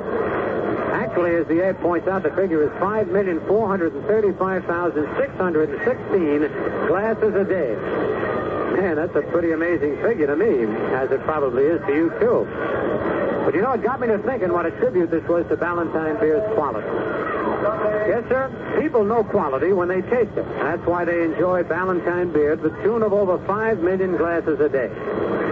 I think I know why Ballantine beer is so popular. It's because Ballantine has everything you want in a beer. It's light, refreshingly light, and it has all that good lager beer flavor you love. Now, that's why we call Ballantine beer the crisp refresher. So how about you? Have you asked the man for Ballantine beer lately? If not, why not join the millions of others who enjoy today's Ballantine beer?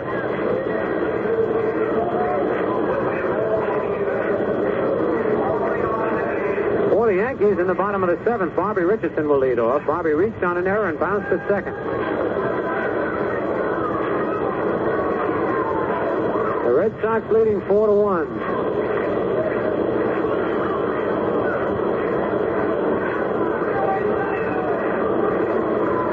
Monbouquet out on the mound. Pitch to Richardson is a curve over, strike one call. Monbouquet has 8 strikeouts so far tonight. Has given up 4 base hits. 1 in each of the 4 first innings. Curve low, ball 1, 1-1.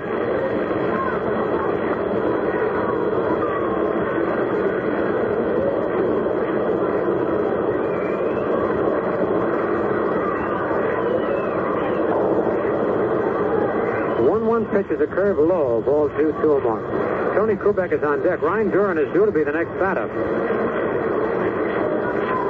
See if Casey's got any pinch hitters in the wings.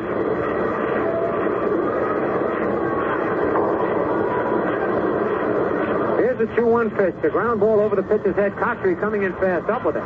Over to Wirtz in time for the out. 1 away. Slow bounding ball over the pitcher's head. 1 out. And let's see who comes out of the Yankee dugout. Looks like Jesse Gonder this time.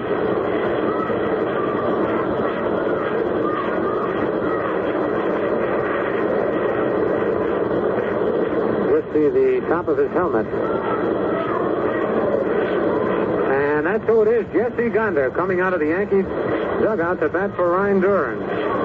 Gonder is batting 0-0-0. He's 0 for 4 since joining the Yankees.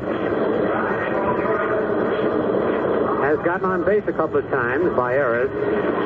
Left-hand hitter who had the highest batting average in the International League, but was not up sufficient number of times to get credit for the batting championship. Monbouquet into the windup. The pitch to Gonder is a foul back, strike 1.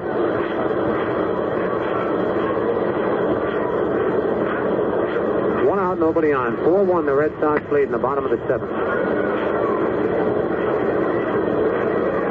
Low curve hit high in the air, deep to right field, way back there, way back. And into the Yankee bullpen for a home run for Jesse Gonder.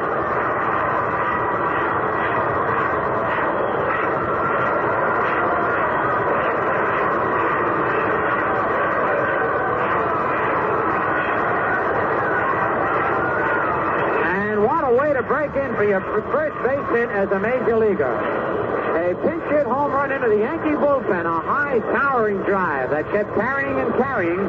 Lou Clinton was going back and he ran into the bullpen fence. And that ball went back about 15 feet. The first hit for Jesse Gonder in the big leagues, and it's a home run. And that's one that youngster will remember forever and ever.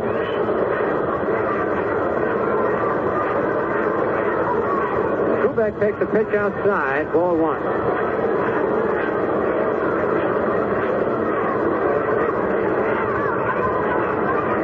To Kubek, change up, hit back to the box. Monboquet grabs it on one hop, throws to Vic Wertz, and it's 2 away. Kubek had homered in the 3rd inning, giving the Yankees 191. Gonders was the 192nd home run hit by a Yankee this year. Every time they hit one, they add to their new mark. The old one was 190. The 1956 Yankees got it. Here's Hector Lopez, singled and struck out twice. 4-2 to score now in the bottom of the 7th. The pitch to Lopez, foul out of play, strike 1.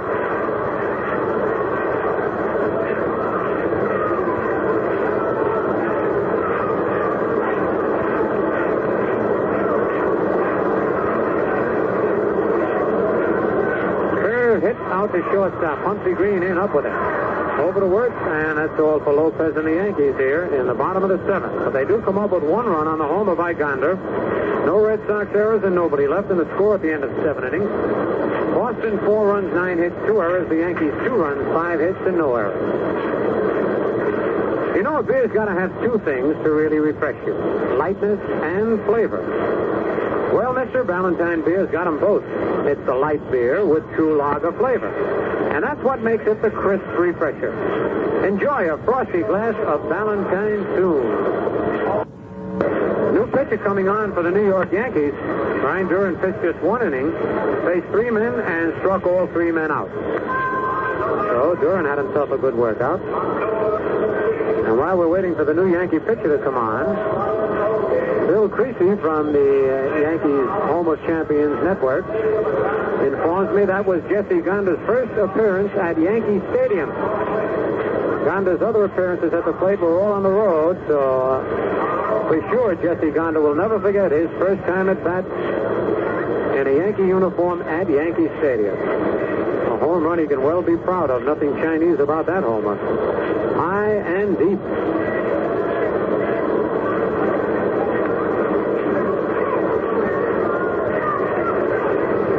Harold Stowe, the left-hander, coming on for the New York Yankees, making his first appearance.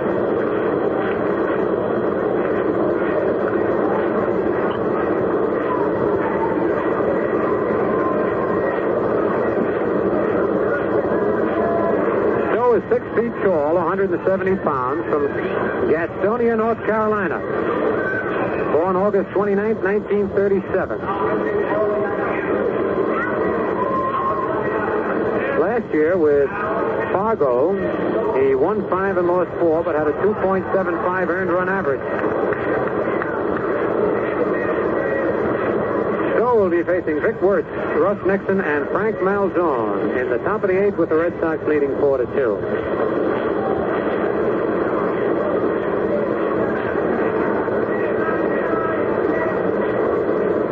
Wertz lined one off Art Ditmar's glove in the 1st inning, was thrown out by Clete Boyer. In the 3rd inning, he grounded one off Ditmar's glove to drive in a run and then bounced to the shortstop. With Amarillo in the Texas League, Stowe had won 14 and lost 11 this year. The pitch to Wertz is low, ball 1.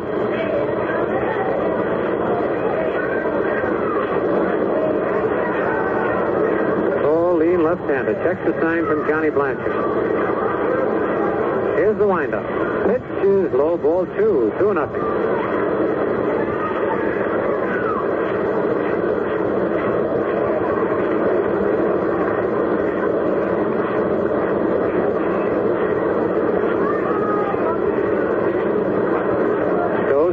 into the windup. The 2-0 delivery is high, ball 3. 3-0.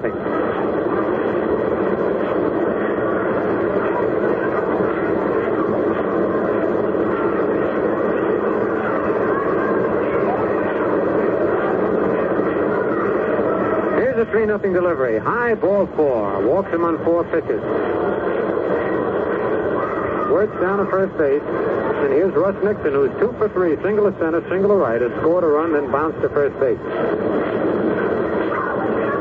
Dale Long walks in to talk with Stowe. Yankees have Lopez in left, Pizzoni in center, Maris in right.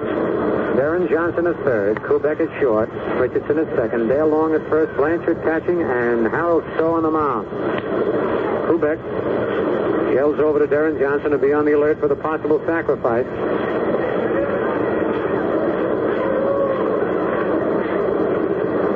Yankees had Darren Johnson playing strictly third base this year for Richmond. The pitch, Nixon squares around, bunts it foul, strike 1. Ball kicked off Larry Knapp's shin guard and back of the plate. Frank Malzone on deck.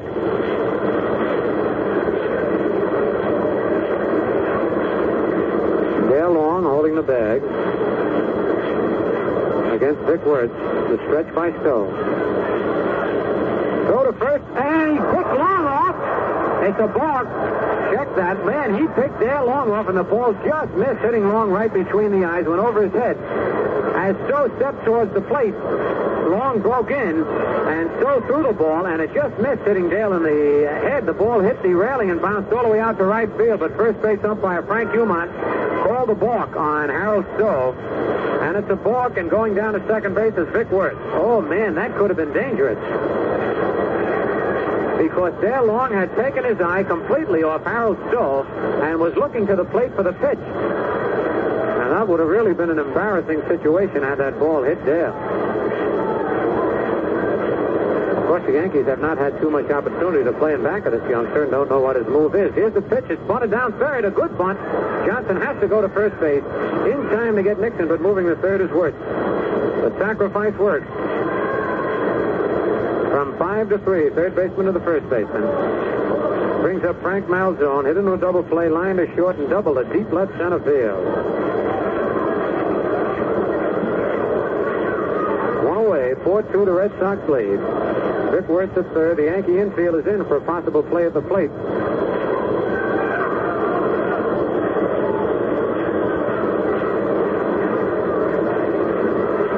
Stowe pitching with his full windup now. Pitch to Malzone. Strike call. Fastball just above the knees. Stowe's ball moves pretty well.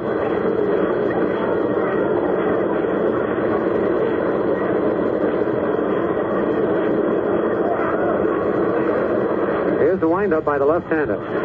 Pitch inside this time, 1-1. On deck, Jim Coughtry, who took over for Pete Reynolds.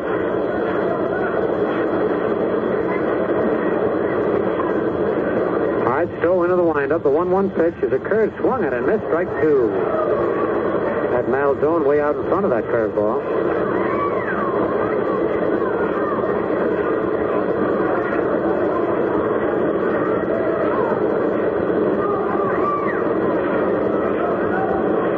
One ball, 2 strikes. Wirtz with a short lead off third. Now he moves up the line. Pitches a curve, popped in the air to left field. Lopez is coming in. Wirtz is tagging up. Lopez makes the catch. Wirtz is coming all the way. Here's the throw, and he makes it. He's safe. The throw was a little bit offline. Vic Wirtz coming all the way, scores on a short fly to left field. A sacrifice fly, an RBI for Malzone, and the Red Sox lead 5-2. Lopez's throw would have been in plenty of time had he had it on line, but it was off about 10 feet to the left of the plate. Blanchard had to go out and get it and then lunge for Wirtz, who did not slide. He jumped on home plate, beating Blanchard's tag. 2 out is Jim Coughtry. Reynolds was 2 for 3, by the way, while he was in there. The pitch to the left-hand hitting second baseman hits his bat, strike 1.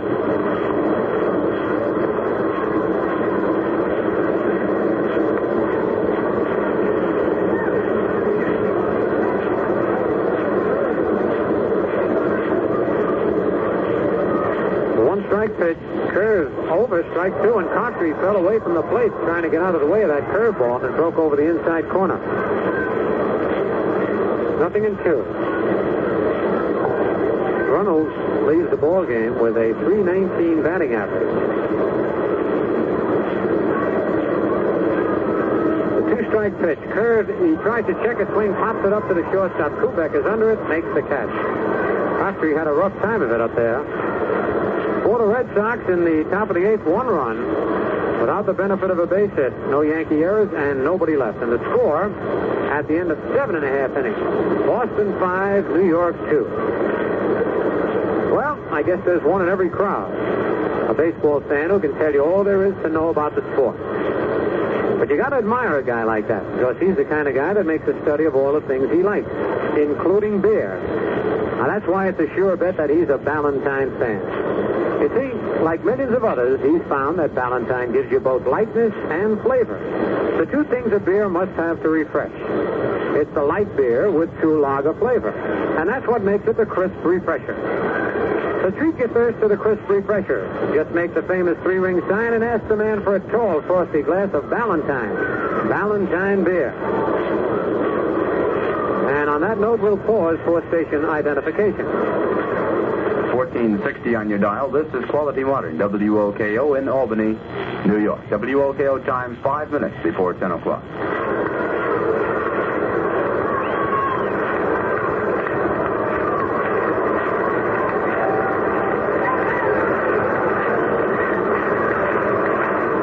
In the bottom of the eighth inning, it'll be Roger Maris leading off for the Yankees. Maris fly to center, line to first, pop to second.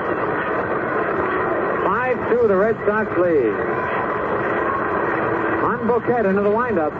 Pitch to Maris, curve inside, ball 1.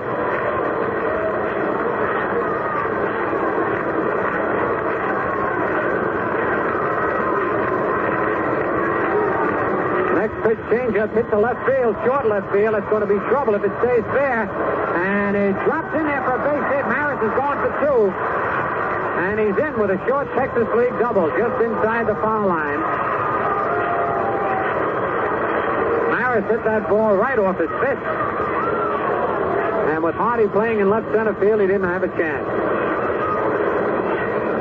For Maris, his 18th double of the year. And here's Bob Serve coming out to bat for Jim Pisoni. Bob Serve batting for Pisoni. Serve batting .251, 11 doubles, 2 triples, 14 homers, 38 runs batted in.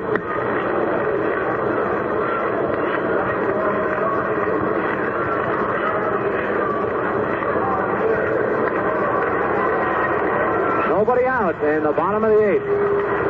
Roger Maris leads off second base. The stretch by Monbouquet. The pitch is a curve, swung at it, missed, strike 1.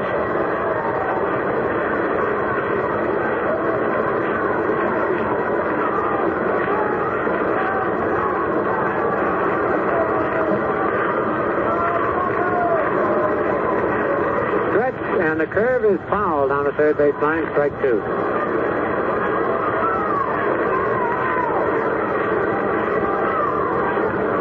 Nothing and 2 the count. On deck, Johnny Blanchard.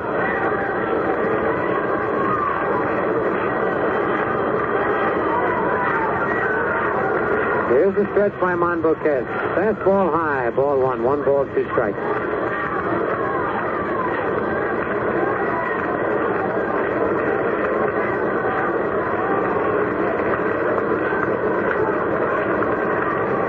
The curve hits the left center field, and that's in there for extra bases. Maris is around third. He'll score going into second with a stand-up double. Bob Serve.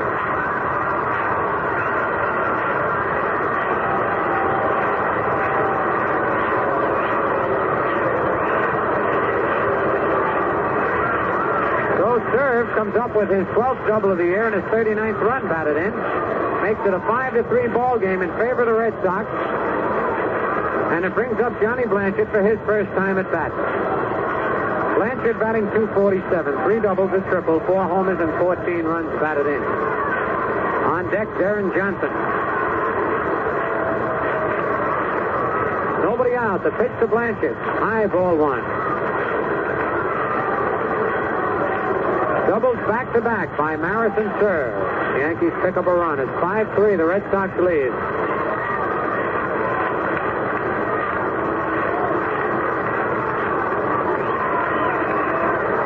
The stretch and the pitch inside. Ball 2-0.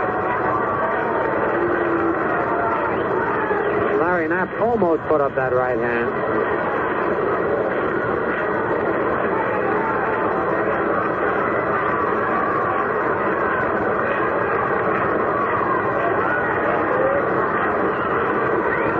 All right, here's the stretch. 2-0 pitch is over. Strike one, 2-1.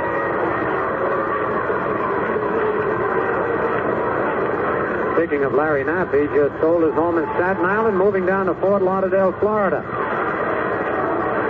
Just today. Ready, the 2-1 delivery. Curve outside, ball 3, 3-1.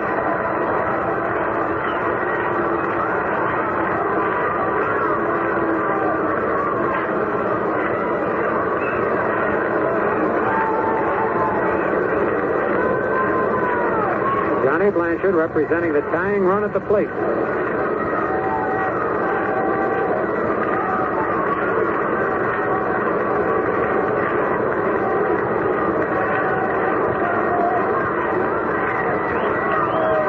Here's the stretch by Monboquet.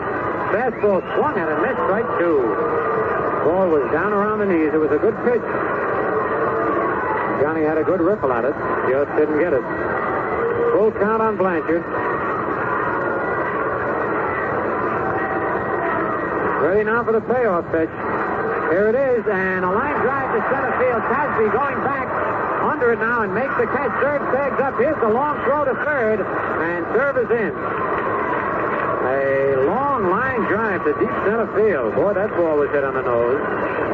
That's one away, and here's Darren Johnson up for his first time.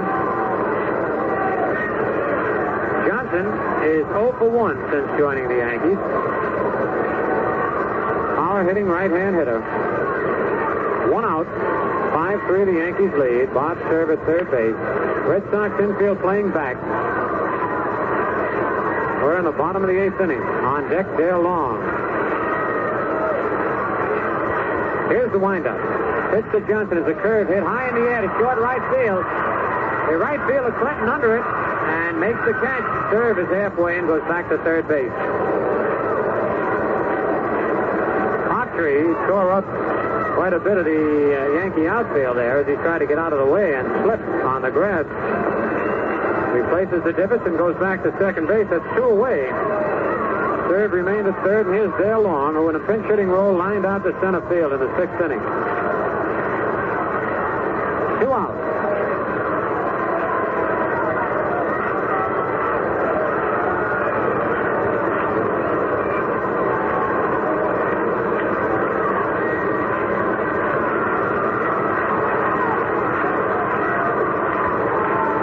Up the pitch to Long is pop foul out of play. Strike 1.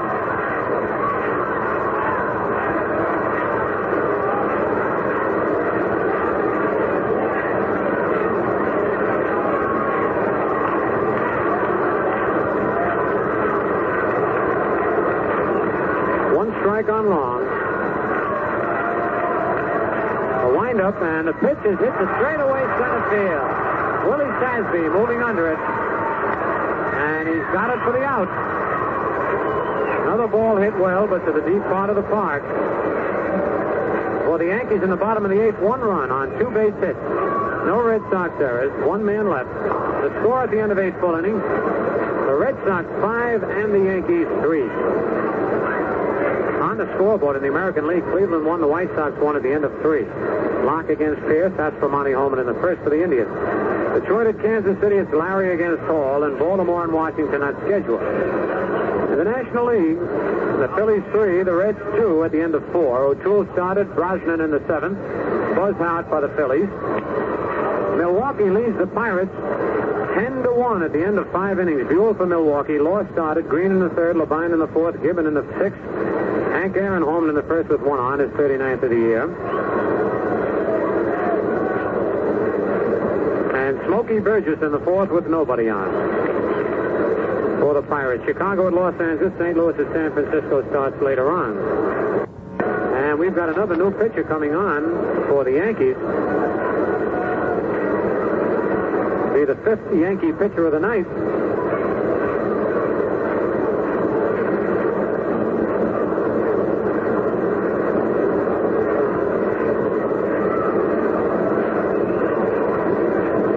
Red Sox lead the Yankees 5-3. Red Sox scored 1 in the 3rd, 1 in the 5th, and 2 in the 6th. The Yankees scored 1 in the 3rd, 1 in the 7th, and 1 in the 8th.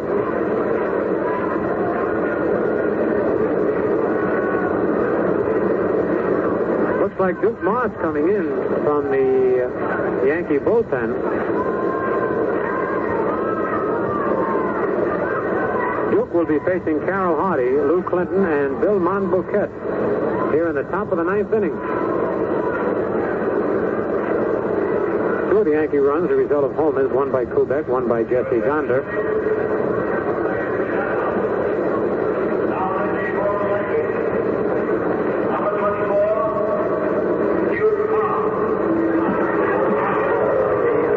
So the Duke will be coming on.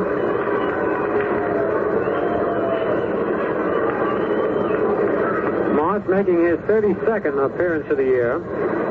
He's won 3 and lost 1, has an earned run average of 4.16.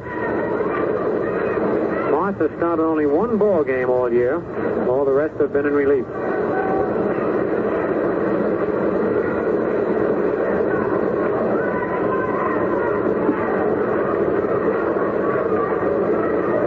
Yankees play the Red Sox again tomorrow afternoon and then close out the regularly scheduled 1960 season with a Sunday afternoon game against the same Boston Red Sox. Then on Wednesday, October 5th, the World Series starts out in Pittsburgh. First 2 games will be played in Pittsburgh's Forbes Field. Then after a day off, open here at Yankee Stadium on Saturday, Sunday, if necessary, Monday here at the stadium. And then again, if necessary, back to Pittsburgh for the final 2 games. Carroll Hardy popped to third, line to left, and struck out. Right-hand hitter.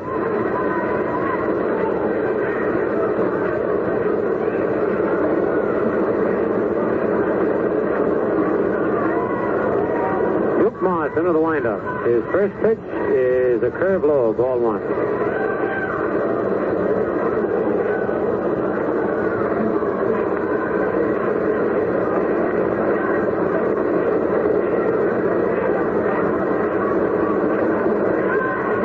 Ball, no strikes on Hardy.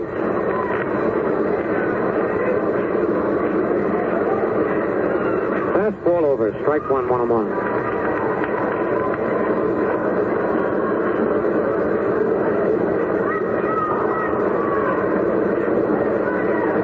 Art Ditmar pitched 4 fine innings for the Yankees, starting, giving up 5 hits. Didn't walk anybody or strike out anybody, just allowed 1 run.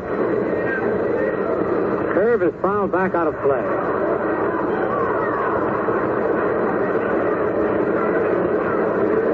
One ball, 2 strikes.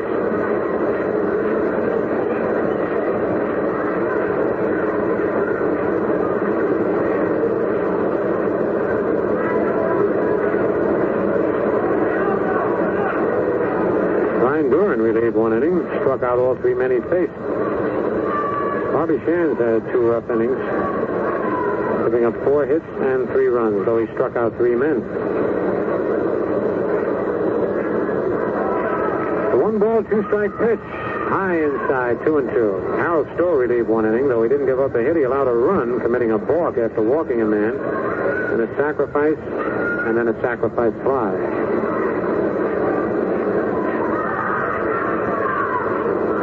The count on Hardy, leading off here in the top of the 9th. The Red Sox lead 5-3.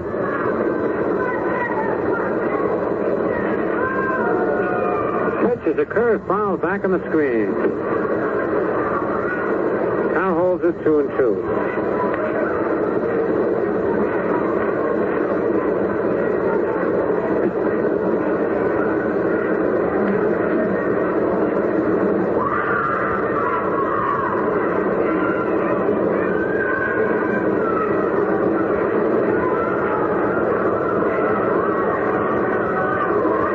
Ready. The windup.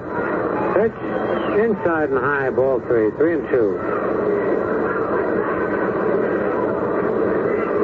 Duke takes plenty of time out on the mound.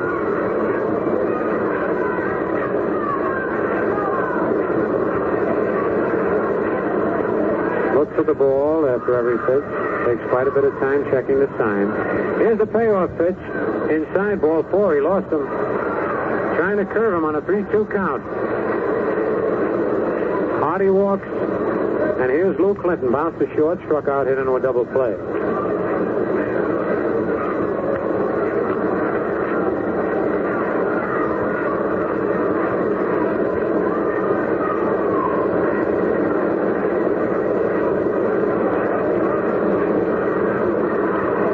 Johnson in at third. They're long, ready to charge in. Here's the stretch. Then Moss steps off the mound.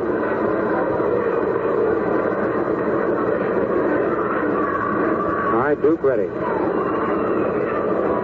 Pitch is low, ball 1. He was not ready to bunt. Pitcher due up next. Now Clinton looks down at Billy Herman coaching at third.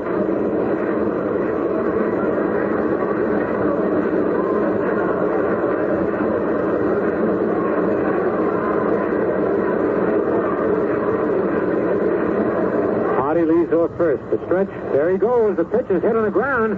Kubek must go to first base, and it gets by Dale Long, and a fan grabs it, and both runners will advance a base. Kubek made a fine play. He was ready to flip to second, but with Hardy running, he realized he didn't have a chance. Threw off balance, and it's an error charge to Tony Kubek. An error on the throw. It bounced in front of Long and over his glove. And a fan reached out and caught the ball before it hit the fence. So the Red Sox have runners at second and third. And the batter, Monboquet, the pitcher, bounced to short, struck out twice.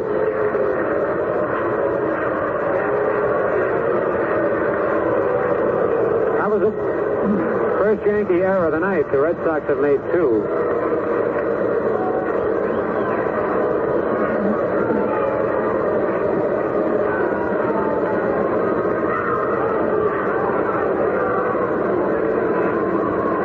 Infield playing in. Cut off this run at the plate if they possibly can. Here's the windup. The pitch is a curve outside. Ball 1.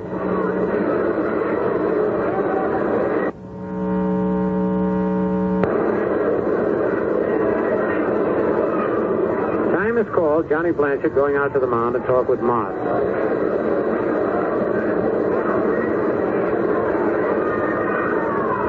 Quick huddle broken up.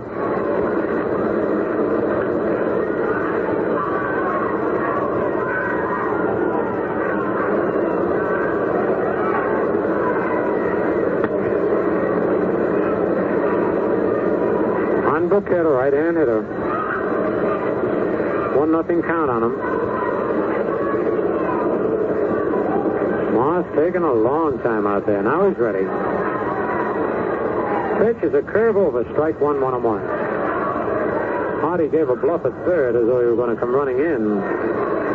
Make it appear like the squeeze play was on.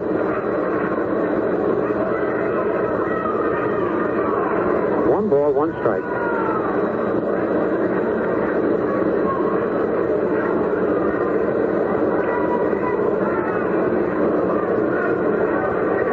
Duke into the windup. Fastball is low. Ball 2. 2-1.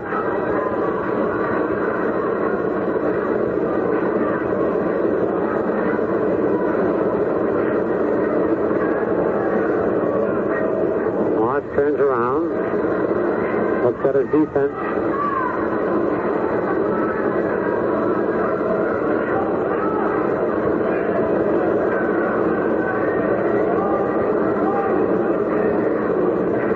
Here's the windup. The curve is swung at it. Missed. Strike 2, 2-2.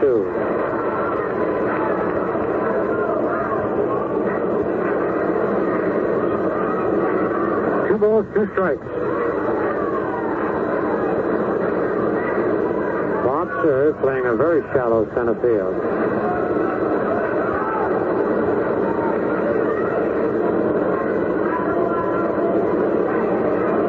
up by Moss. The 2-2 pitch is a curve, strike 3, swinging. Third time that Monbuqueta struck out. Brings up Pumpsy Green, bounced to second, single, walked, and struck out.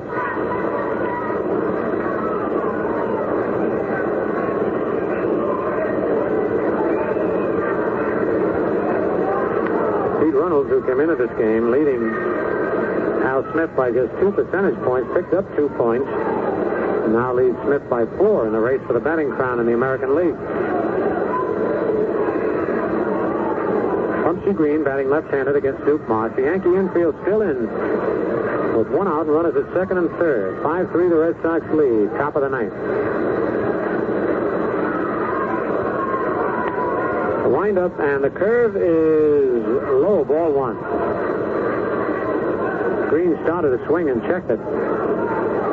Ball broke down.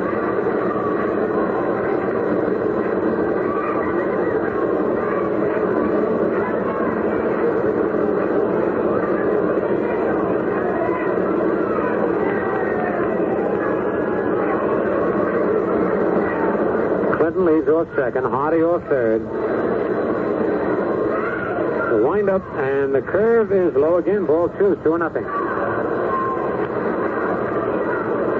On deck, Willie Tasby.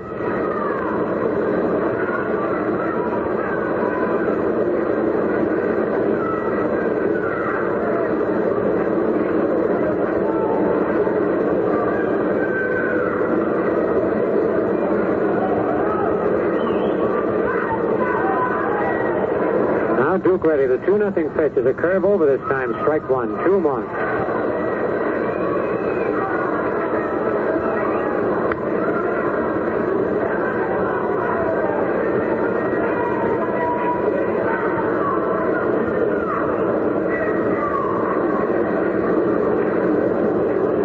Balls, 1 strike, 1 out.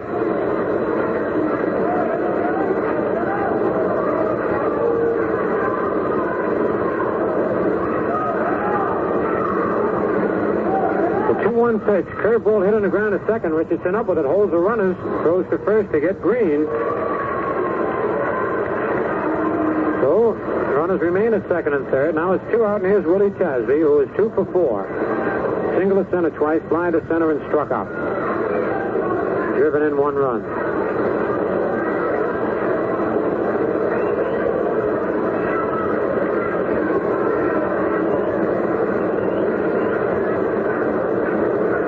Now the infield moves back with 2 out and 2 on. The wind up by Moss. Curve low, ball 1. On deck, Vic Wirtz.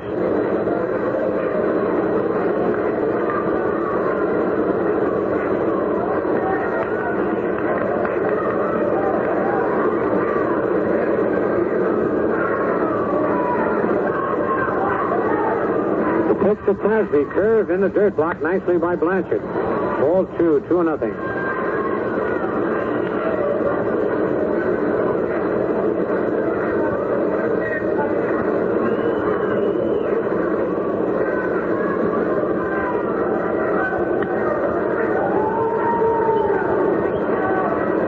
No strikes, 2 out, 2 on, 5-3, the Red Sox lead, top of the ninth.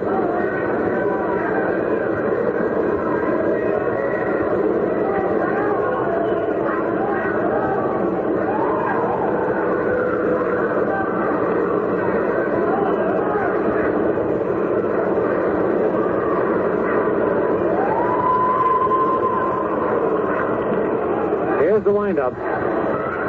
Curve outside, ball 3, 3-0. Duke walks Tasby. He's got to face Vic Wirtz, one of the top RBI men in the league at 102.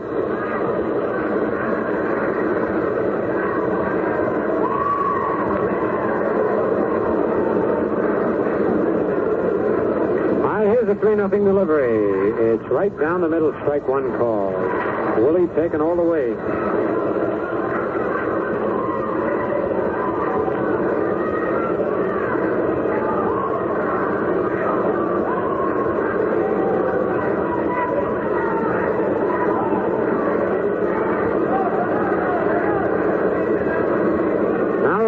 pitch. Hasby swings a ground ball to second base. Richardson to Dale Long for the out, and Duke Moss pitches his way out of a jam with runners at second and third, nobody out. The Red Sox failed to score in the top of the ninth. No runs, no hits, one Yankee error, 2 men left in the score at the end of 8.5 innings. The Red Sox 5 and the Yankees 3. Say right now, while the teams are changing sides, let's take a quick look at baseball's lightest side. A famous manager had a rookie pitcher who had no control at all. He went out to the mound one day and he said to him, "Haven't you got any more control than that?" And then the rookie replied, "I usually do, Skipper, but I'm kind of nervous today. Can't keep my hands dry." So the manager hauled out a rosin bag and said, "Well, use this. Maybe it'll dry your hands." Well, after a few throws, the rookie was wilder than ever. "Didn't that rosin bag help?" asked the manager. Said the rookie, "I don't know. I couldn't get it open." I guess that could happen. But tell you, though, I'll bet if it was a bottle of Valentine, he'd have gotten it open. Sure enough. You see, Valentine proves a beer can be truly light and still give you all the downright delicious lager beer flavor you want. You'll enjoy the crisp refresher, the light beer with true lager flavor. In the bottom of the ninth inning, Bobby Richardson will be leading off. And on deck is Gil McDougall, who has been just about the top pinch hitter for the Yankees all year. And he'll be followed by Tony Kubek. Richardson reached on an error and bounced to second base twice. Billy Monbouquet has gone all the way, sends in a curve. It's low, ball 1.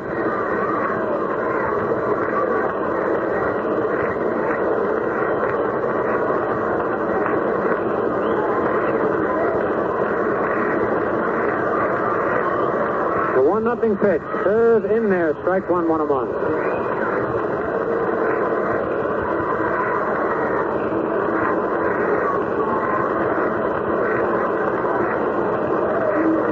Delivery. Slow curve hit deep to left field, but curving foul way back into the seats out of play.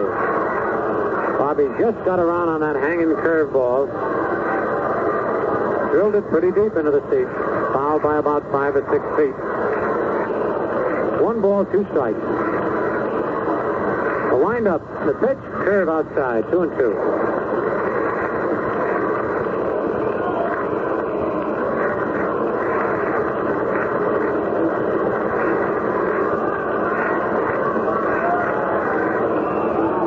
Delivery. Slow curve fouled on the left field line. Count holds at 2-2.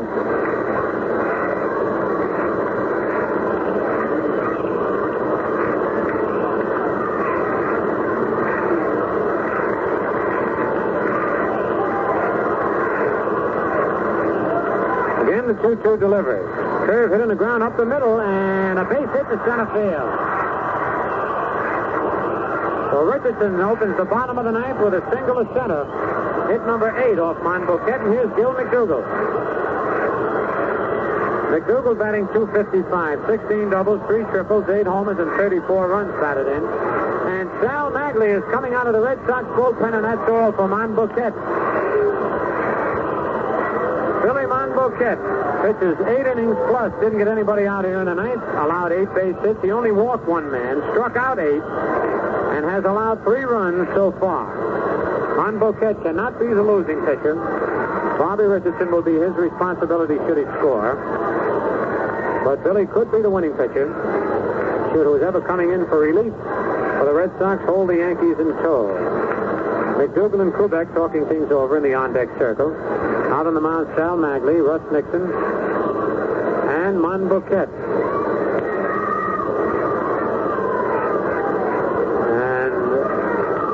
The Red Sox relief pitcher coming in, taking that long walk from left field. Can't tell who it is from here as yet.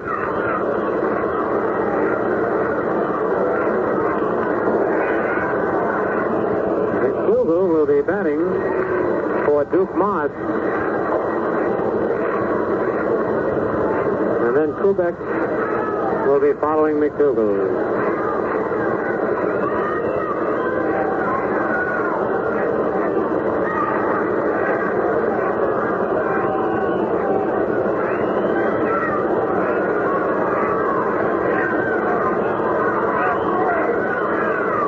can't tell who the pitcher is.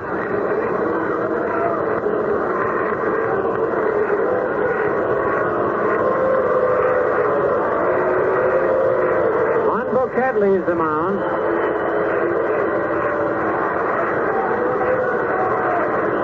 It's a strong ball game.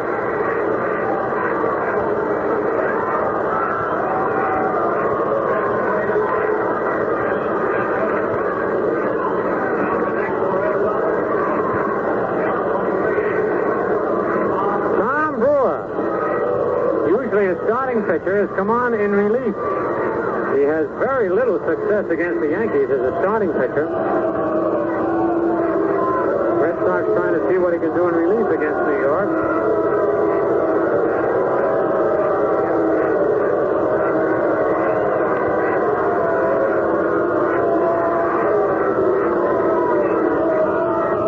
Brewer is making his 34th appearance of the year. This is his 5th relief appearance of the year. He's pitched 12 complete games, won 14. Whoops, let me check that. He's won 8. No, he's won 10 and lost 14. I can't even read right. He's pitched 8 complete games. Won 10, lost 14. All right, here's Gil McDougall ready. The pitch to Gil. Fastball low, ball 1.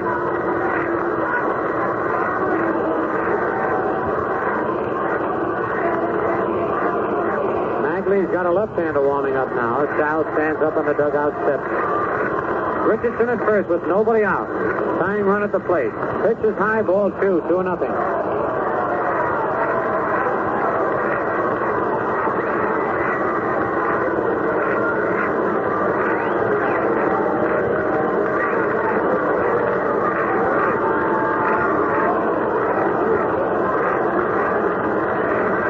Stretch by Brewer. Pitch is in there. Strike one called. 2-1.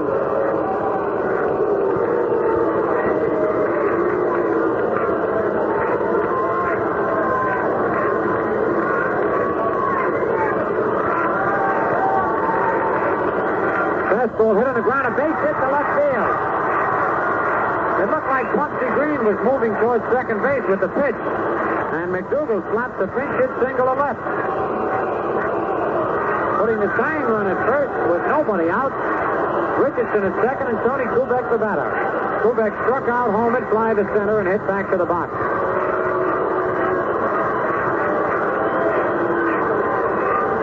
Nobody out in the bottom of the ninth. The Red Sox lead 5-3.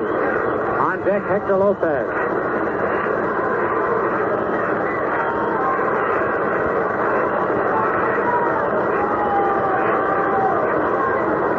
Zone in at third, Wirtz in at first, looking for the possible sacrifice. Here's the stretch. Pitch is in there, strike ball. Kubek did not square around a bunt.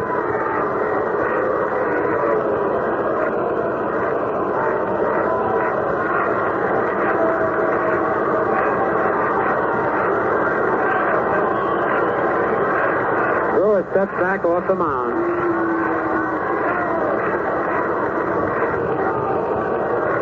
Dougal leads off first, Richardson off second. Here's the stretch. Pitch is bunted, foul down the first baseline, strike 2. 0-2 on Kubek.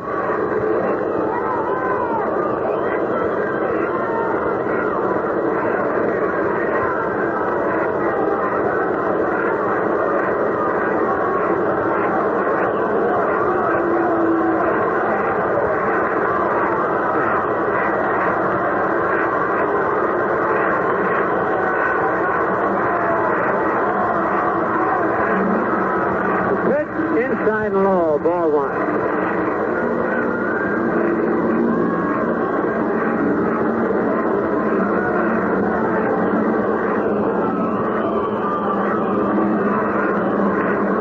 One ball, 2 strikes.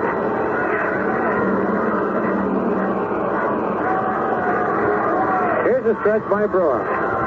Pitch, changeup hit high in the air to right field, not too deep. Clinton is under it. Richardson goes back to tag, but then holds up at second base. 2 Newberg hit that ball off the end of the bat, one away. The batter, Hector Lopez. Single, struck out twice, bounced to short. One away here in the bottom of the ninth inning. Red Sox 5, Yankees 3. On deck, Roger Maris.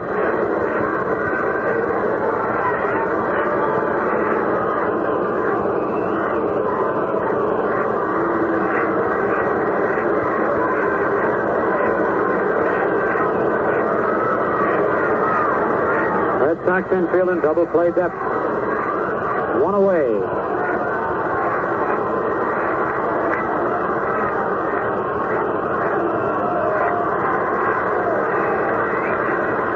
Stretch by Brewer. Pitch is strike one, a swing and a miss.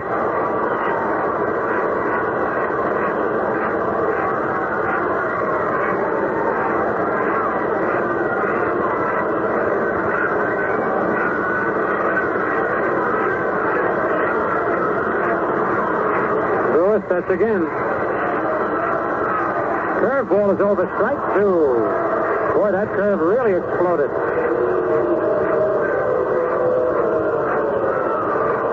Nothing in two on Hector.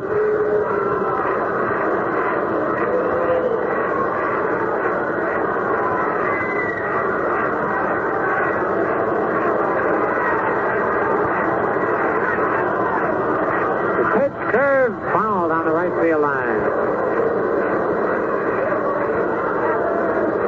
Nothing in two.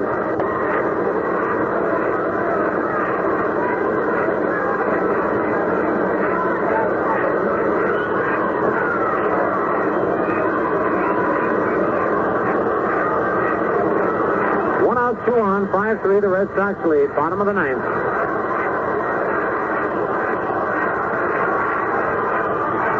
Here's the stretch. Fastball is low. Ball one ball, two strikes.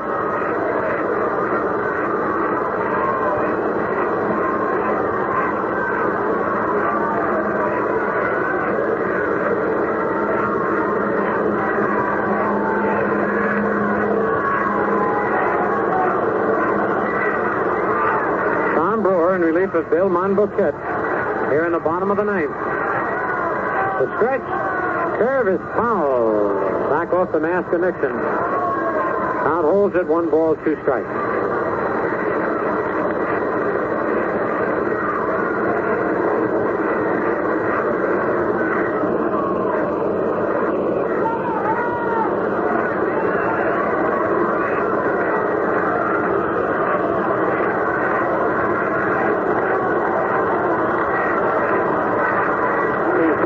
The pitch in the dirt, knocked down by Nixon.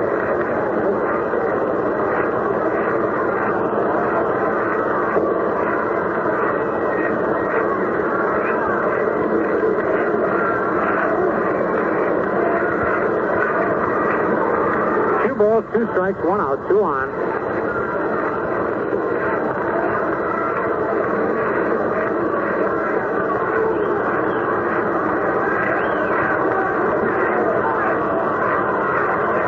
Hector Lopez digging in at the plate.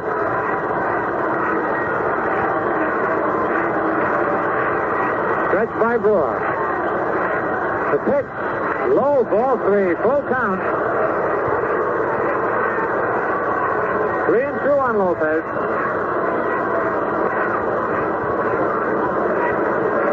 Brewer kicks up the dirt out on the pitching mound.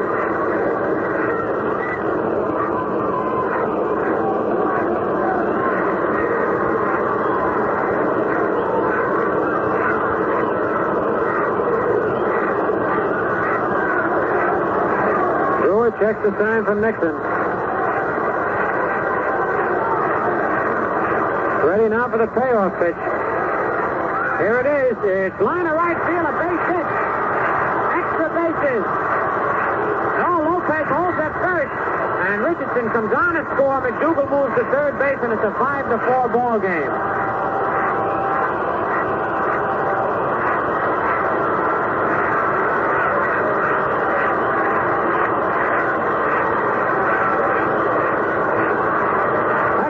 Hit that ball so hard, and Clinton played it perfectly off the wall. And Hector held it first. Richardson scored easily. McDougal moved easily to third. With one out, the Red Sox lead 5-4. The tying run is at third, the winning run at first, and the batter is Roger Maris. And Mike Higgins is calling the infield in. Maris fly to center, line to first, pop to second, and double to left and scored a run. Here's the stretch. The pitch to Maris is a ground ball. Base hit to center field. Lopez going to third, and the ball game's tied up 5-5.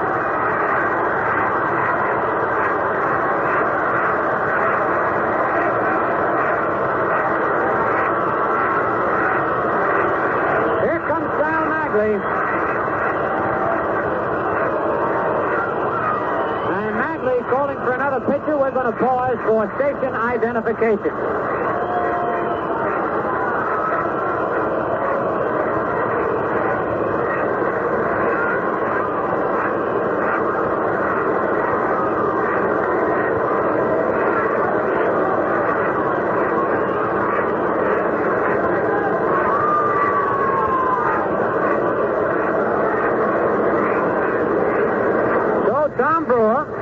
Does not fare very well against the Yankees in a starting role, finds himself in the same predicament in a relief role. Just can't get three men out. As the Yankees came up with singles by Richardson, a pinch hit single by McDougal. Kubek fly to right, Lopez single to right to drive in Richardson, send McDougal to third. Maris single through the drawn-up infield, tying up the score. Lopez went to third. The score is tied 5-5 with one out. Maris at first, Lopez at third, and the batter, Bob Cerv. And let's see who the pitcher coming on is.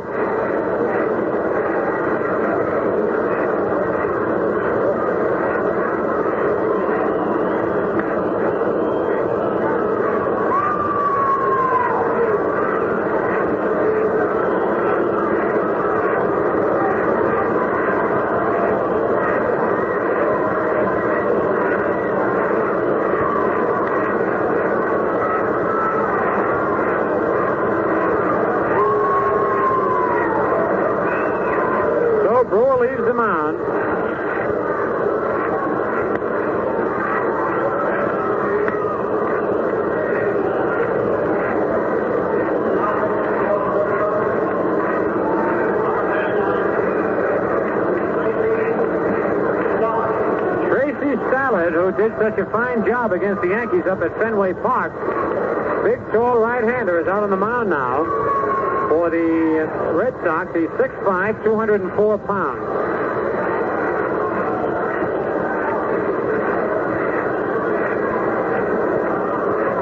And he's got a job ahead of him with Bob Cerv, the batter. The winning run at third with one out. So Bill Monbouquet, who pitched such a fine ball game, is out of it. He can neither be the winner nor the loser. Tom Brewer and Duke Moss are the pitchers of record right now. Bobby Shantz gets off the hook tonight. One of Bobby's very few games in which he hasn't pitched exceptionally well. All right, Bob Cerv, who pinch hit a double in the eighth inning to drive in a run, is up there now with the winning run at third. The infield's in. The pitch is low, ball one.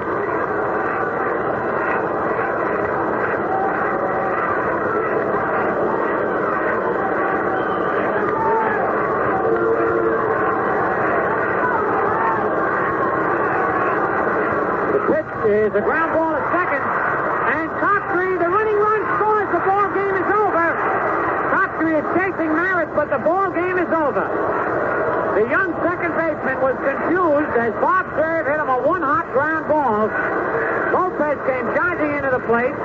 Pinky Higgins had pulled the infield in, and Cockrey now throws the ball away in disgust.